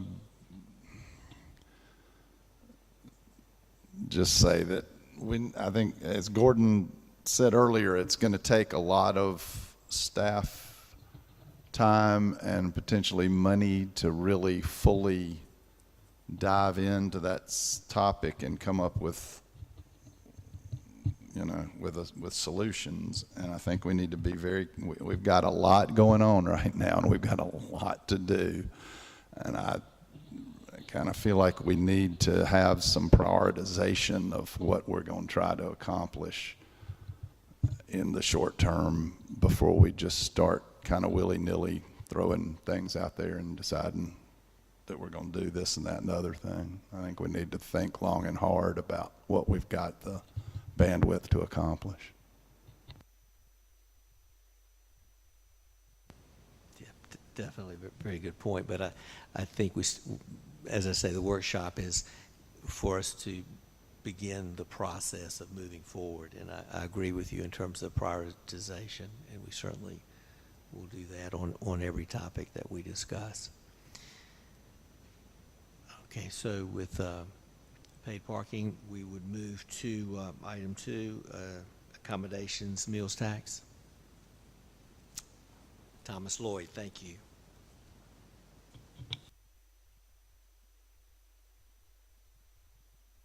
All right. Thank you, Mr. Mayor, members of the board. The city manager asked me to just give an overview of occupancy taxes. So I did a little bit of research about Southport's occupancy taxes and kind of the history behind how we got to where we are. There is no general authorization for local occupancy taxes in North Carolina. Only local governments that have been granted authority to do so by the General Assembly via local acts can do that. In North Carolina, there are 80 counties and 100 of the state's municipalities that have received that local act authority and have exercised it, and we are one of those municipalities. So every local act specifies a maximum occupancy tax rate and the permitted uses of the tax proceeds. If a local government wishes to levy additional occupancy taxes, it would need to work with its state legislators to introduce a local bill granting that additional authority. So like some of the stuff we discussed earlier, we would have to work with Representative Miller and Senator Rabin to get additional authority introduced as a local act. So the original local act for Southport was put into law in 1989 as a part of House Bill 615. And it authorized the city to have a 3% occupancy tax of the gross receipts derived from the rental of any room, lodging, or similar accommodation furnished by a hotel, motel, inn, or similar place within the city that is subject to a sales tax as imposed by the state of North Carolina. In our original local act, it does specify that the funds received by the city are to be used to promote tourism and economic development. So those funds go straight to our tourism and communications department. The local act for occupancy taxes was modified in 2001 as a part of House Bill 1668. And this local act gave Southport the authority to levy an additional 2% to the existing 3% occupancy tax. However, the thing about that additional 2% is that in order to gain that, the city would have to establish a tourism development authority. And in doing so, this would potentially take away revenue from the city's Department of Tourism and place that into the Tourism Development Authority. So just a little bit about tourism development authorities, and by no means am I an expert. I'm just giving a generalized summary here. It would be a separate public authority under the Local Government Budget and Fiscal Control Act.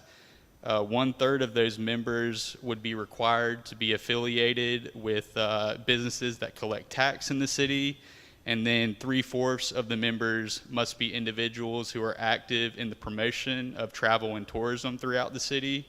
So just to kind of reiterate, if there was a tourism development authority, the city would not have a say in how that occupancy tax revenue is spent. The authority would be required to spend at least 2/3 of the funds to promote travel and tourism. So I've spoke with Randy about this some. Common things that you see with tourism development authorities is they spend most of this on marketing, and this is publishing and other types of materials like pamphlets or commercials, all that kind of stuff, as well as conducting market research and similar promotional activities. And then the rest of that could be used to design, or it's designed to increase the use of lodging facilities, or to put money towards meeting facilities or convention facilities that would further attract tourists or business travelers to the city. So at this time, the city still charges the original 3% occupancy tax because that does not require a tourism development authority. I think at some point, I want to say it was maybe in 2011 or 2012 timeframe, the city did revisit the Tourism Development Authority discussion, but they ended up not moving forward with that. But that's what I have for occupancy tax. I don't know if Randy has anything else. I think that we pretty much covered everything we talked about. But I'm happy to hear any questions, and if I don't know the answer, I'll do some research on it. I have a question. So if we were to institute the additional 2% occupancy tax and form a TDA, would the TDA only get that 2%, or would they get the entire 5%? My understanding is that they would get the entire 5%. Randy, does the occupancy tax is it applied to short-term rental? And then that's self-reporting. Yes. So Except that the Airbnb and VRBO and that type of thing, I think, are actually getting pretty good at, they actually collect it and remit it. There's not a whole lot of background information that comes with that, but they, at least in theory, are collecting and remitting that money. So it's not being done by the individuals. If it's in North Carolina, Airbnb and HomeAway, which owns VRBO, they do remit revenue directly to the city for occupancy taxes. But if a real estate company was doing the management for the short-term rental, it is self-reporting only. That's correct, and they have to do it by the 15th of each month. But there's no way to, the IRS works because there's a way to look at different things. There's no way to tell whether or not all the days that the house is being occupied actually is being reported. Is that correct? I think the city actually has the authority to ask for that information, but that would take a whole lot of staff time to, audit every short-term rental by our finance department if we were to do that. Well, but I'm not sure that we want to do every single one. Sure. But spot checks, and I don't know the cost, I don't know how much money that would bring in as opposed to the staff time. I mean, I'm not that short-sighted that I would want the staff to do something that's going to net us a negative $6,000, because of staff time. But I don't know how other people do it, since we're all stuck under the same laws. somehow I'd like to be able to go back and ask, what is Oak Island, who has a gazillion of these things, what do they do? So.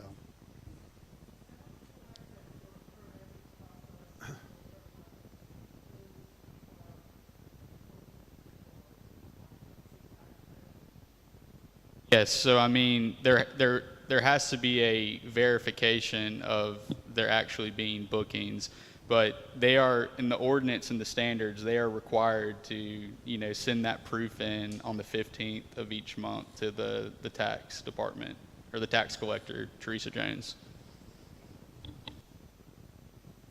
Seems that the 1% meal tax is probably our best bet.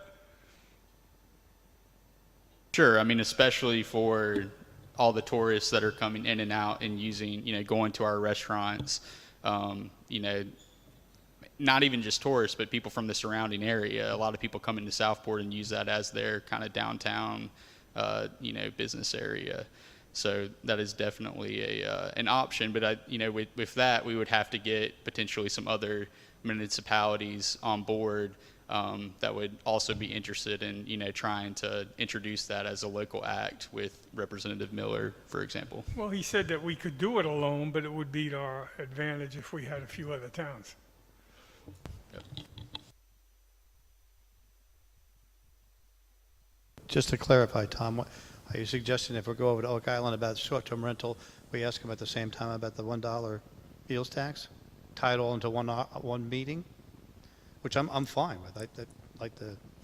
If we're going to go around and try to garner support for the meals tax, the people who are doing that could also ask at the same time, so how do you do the short-term rental tax collection? Or is that two different groups of people? Okay. Just to Alderman Lombardi's point, I mean, if you think about all of especially the beach towns we have in Brunswick County, I would imagine that, some of them might be interested in having that prepared meals tax as well, just to capitalize on some of that potential revenue. Actually, if it's across the board, then I think we would get better buy-in from the restaurants, because it wouldn't be like, oh gosh, I don't want to pay that, I'll go and eat on Oak Island. Or Oak Island saying, we don't want to pay that, we'll go eat in Southport. That's a little far-fetched, but if this was common throughout this county, people are not going to, I don't think that the restaurateurs, the bars would have any objection if it wasn't something just hurting them. Not even that it would hurt them, but that it's not just them, it's everybody. Does anybody have any idea how much we think? I know Karen, you and I have talked, but that number was dated because we just got a lot more tourists now. Do we have any idea how much the restaurants here that do prepare food, what that total gross number would be? What's a half a cent and what's a cent going to get us? I recall there being one from a few years back, but I do not know what it is off the top of my head. But I know, and Karen, you probably remember, we went down this road. Was it in 2017 or 2018? But I don't remember offhand what that was, but we could probably figure that out. We only talked about it in terms of a half a cent, because I wasn't aware that you could get a whole cent. Well, so just double the number, but if I want to say $50,000, does that? I was thinking it was like 100 or 150, but maybe I'm making that up. Yeah, I don't think it was a half a cent. Wasn't as much as we thought. But the other thing I wanted to say is, here with the prepared meals tax, in the fine print, it says revenue collected under this provision must be used for tourism or cultural events. So to me, if we can work and get the meals tax, it would really fund our tourism department. Then we ask for Representative Miller to maybe revisit the local occupancy tax, what it can be spent for, the 3%, because beach towns are able to use theirs for beach renourishment and other things. I think that has to do with it being a local bill. So then that we could, it'd be in essence, we could swap the money and then use the occupancy for our infrastructure. Our whole goal with the meals tax was infrastructure when we had that conversation, trying to find ways to augment our infrastructure. And so I think we might find a way to do that if we look at it that way and talk with Representative Miller maybe. Better idea than I. Thank you. Going to say too, if we wanted to modify the occupancy tax and have it, I mean, we could get an additional amount as well. You can get up to 6%. So, and you're exactly right. That's what the beach towns do for beach renourishment, and they don't have a tourism development authority to use it for those purposes. So.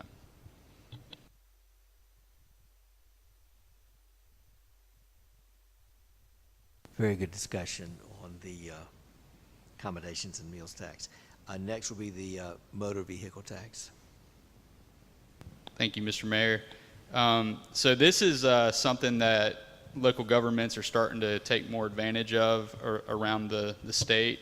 And this would be a tax on self-propelled motor vehicles that are registered to locations within the city limits. You know, this fee and tax could be placed into a fund for the specific purpose of, you know, increasing the amount of funds available for paving and repaving city streets. So, you know, our infrastructure, especially our streets, has been a very, very hot topic today. So I think this is something that could be a good idea for the aldermen to consider. But the way that this works is any city or town may levy an annual municipal vehicle tax upon any vehicle in the city or town. The aggregate annual tax levied, including any annual municipal vehicle tax, may not exceed $30 per vehicle. So you can go anywhere from $5 to $30 for that. So, you know, not more than $5 can be used for any general purpose. The rest from $5 to $30 would have to be used for maintaining, repairing, constructing, reconstructing, widening, and improving public streets in the city or town that do not form a part of the state highway system. And the way I understand this would be paid like whenever you pay your registration. Each year there would be an additional amount there, like you pay your property tax and all that. There would also be a $25 tax there as well. I did some research to see some other communities that are doing this. In Brunswick County, the city of Leland has a $30 rate that they charge for road infrastructure improvements, and they take all those revenues and use it for that. And then Bowling Spring Lakes actually also did this 2 years ago, and they're still doing it. And I actually talked to their finance director, and she said that they really haven't gotten a whole lot of, I don't want to say blowback, but public outcry over it, because really it may not be the kind of thing you really notice. But it's something we could certainly communicate to the public and make them aware of it ahead of time if we were to do that. But they charge $25 a vehicle, and they use that for a lot of the paving projects they have there. Just to give everybody an idea of the type of revenue, Bowling Spring Lakes gets around $135,000 annually for street projects, and that's based on 5,400 vehicles that are registered in Bowling Spring Lakes. So I think it's something that we haven't really talked about that could be a good thing to kind of better maintain our streets, especially since everybody's vehicles are contributing to that wear and tear. And if we could somehow figure out a way for the occupancy taxes and maybe parking or meals tax to kind of help pay and share some of that burden, that'd be even better. So that's really all I have on that. I can answer any questions if I know it. If I don't know it, I can look it up.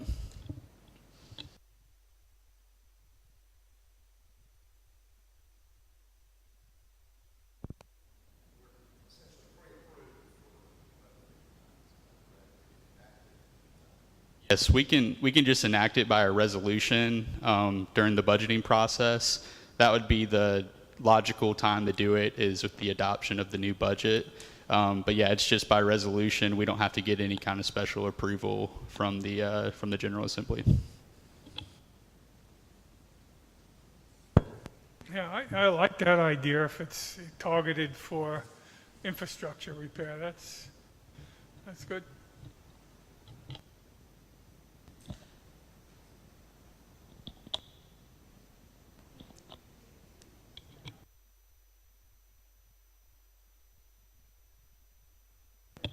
Sure. So Bowling Spring Lakes has 5,400 vehicles, and these are just rough estimates, but they get about $135,000 in revenue each year to use towards infrastructure projects. Do you know how many are registered here? I do not, but we can certainly find that out and talk to the Division of Motor Vehicles and see what we can find. But that could definitely give us a little bit more of an estimate of what we could be looking at.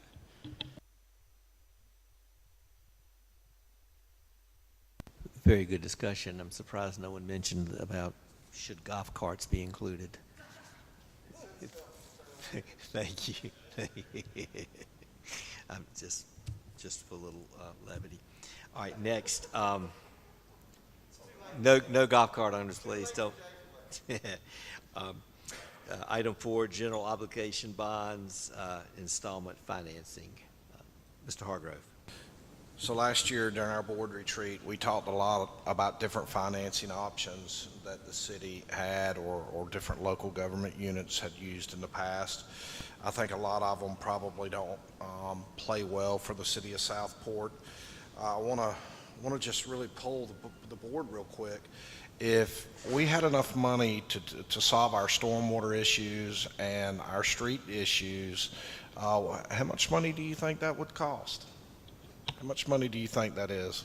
Just lay it out there. $40 million.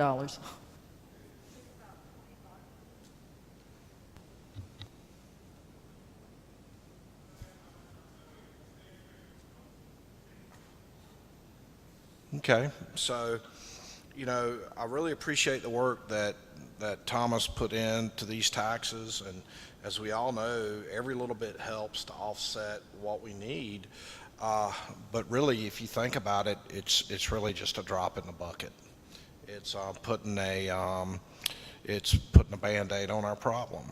So if we're really going to be visionaries and we're going to look into the future to how best position ourselves to be sustainable and leave Southport a great place, which it already is, how are we going to do that? Are we going to continue to nickel and dime our infrastructure repairs, or are we going to bite the bullet and really fix what needs to be fixed? So one of the things I want to talk to you about this afternoon are general obligation bonds. I know you have the PowerPoint there in front of you, but I'm going to read it. It's general obligation bonds are the strongest form of security that a jurisdiction can pledge for a debt. General obligation bonds are a pledge that the jurisdiction will levy whatever amount of property tax is required to pay off that debt. The North Carolina Constitution requires that the jurisdiction hold a successful voter referendum before pledging its full faith and credit.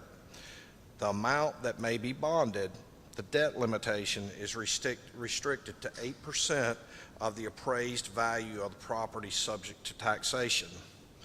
So in your packet that was handed out earlier, if you look at that, so what is our debt limitation? Right now it's 85 million, right at about $85 million. So if you take away the $30 million that we're getting ready to take from the public water supply for the sewer plant expansion, that leaves us about $55 million that we can access.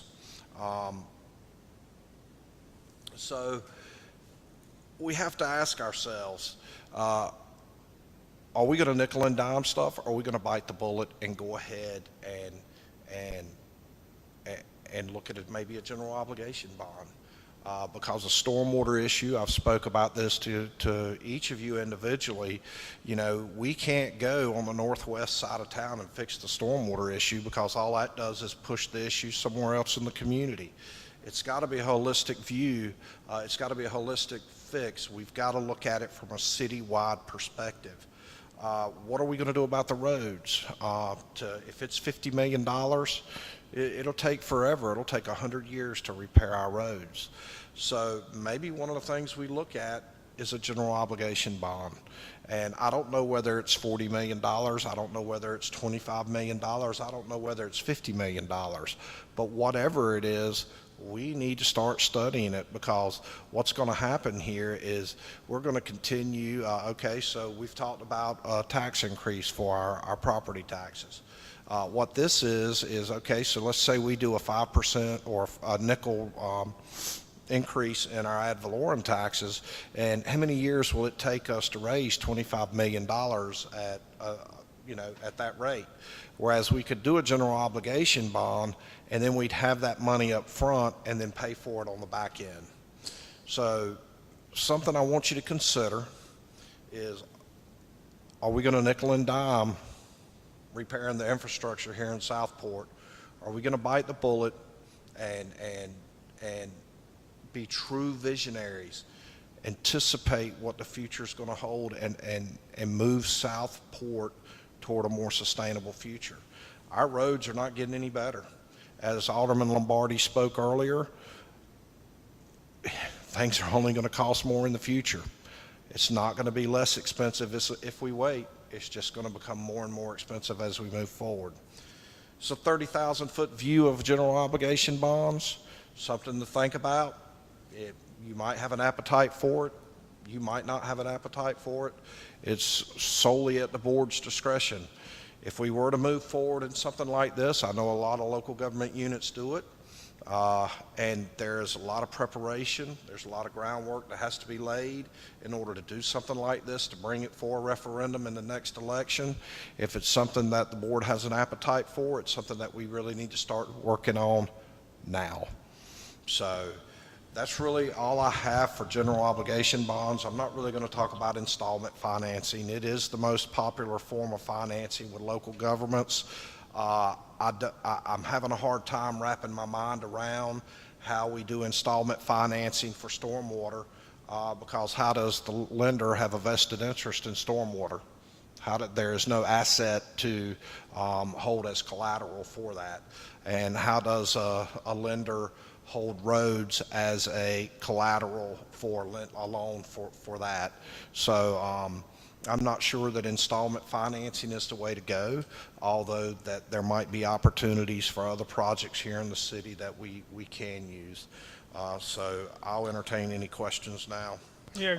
Quick, as a follow-up, hold on one second. A 1 cent increase in the property tax, and JP, I'm sorry, Mayor, you and I were wrong, is only $108,830 in revenue. So you would, if you would borrow 85 million, which we're going to be doing, if we do take the 55, how much of a tax increase is that going to be? That's going to be quite a bit. It would be. Oh, that's right. We don't have To the to. That's loan right. and- You're right. and your You're right. We're payment. paying it off Yeah. the term. It would all depend. It would all depend on whether we wanted a 20-year term, 30-year term, Okay. 40-year term, and then we would figure that out according to that. Well, as far as I'm concerned, that's probably the most sensible thing to do. Because any other way, you're just picking away at problems. So I would be in favor of that.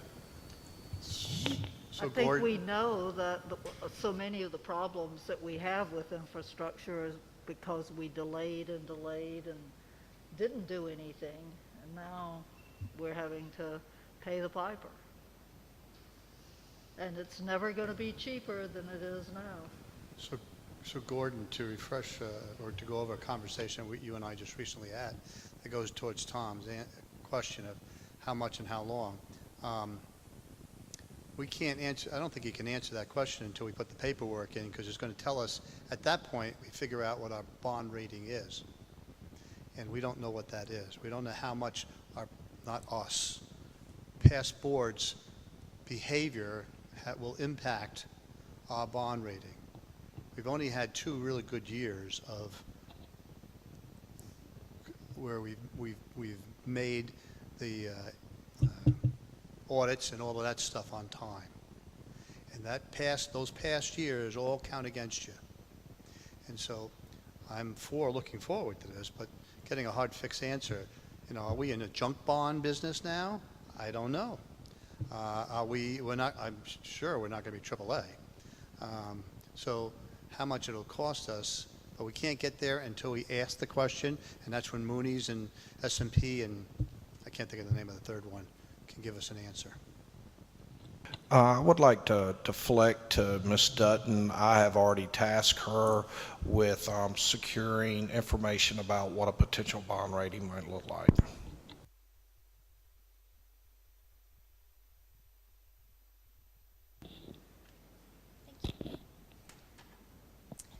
I have already spoken with a representative from Moody's. I actually have a phone call scheduled for tomorrow with him to get into more detail. We did have a AA bond rating in 2002, I believe, but we haven't had any bonds to be rated since then. So that's part of the problem. But in order to just get basically a credit score of what it would look like, it's a little bit more in depth. There's like annual fee and all sorts of things. So I'm going to go through all of that with him tomorrow, and then I'll be able to provide more information.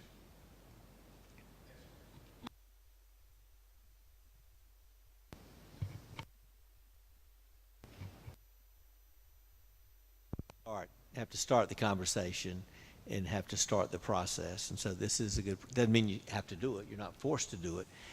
But this is, again, the purpose of this workshop is to tackle the tough issues, get them on the board, so to speak, and then move forward and see if that is a viable option. And I appreciate, City Manager, you putting all 4 of these items on there, because these are tough. These are tough decisions, economic decisions. We're affecting.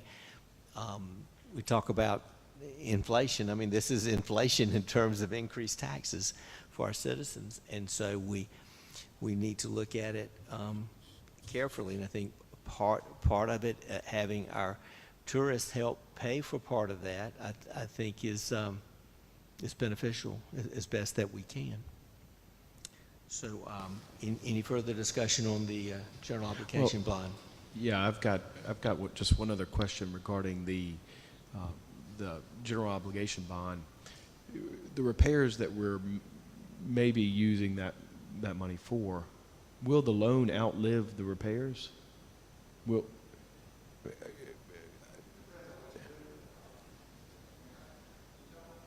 In my opinion, we don't want to issue a 30-year general obligation bond and then go repave streets with it, because in 5 to 7 years, you got to repave the streets again. So yeah, I mean, clearly it's got to be, the project has to be tailored, to the general obligation bond process. In addition, didn't you say that if and when we turn over sewer and water to the county, they assume our debt, any debt that we would have for the general obligation bond retirement? Is that correct? If that's what we use the general obligation bond. We wouldn't use general obligation bonds for water and sewer. You'd use special obligation bonds that are bound to the revenues from the water and sewer.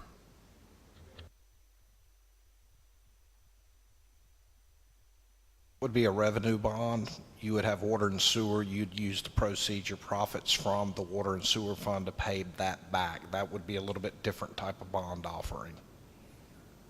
That's why those rates are going up, to meet that. All right, thank you. Item K, 1 cent tax increase revenue. Mr. Hargrove. Yeah, I was shocked to find out it was only $108,000. I was under the impression it was a significant amount more than that, but I trust our CPA. She does math in public, so. me that number before, so that is correct. All right, so that's, now we at least have that hard number.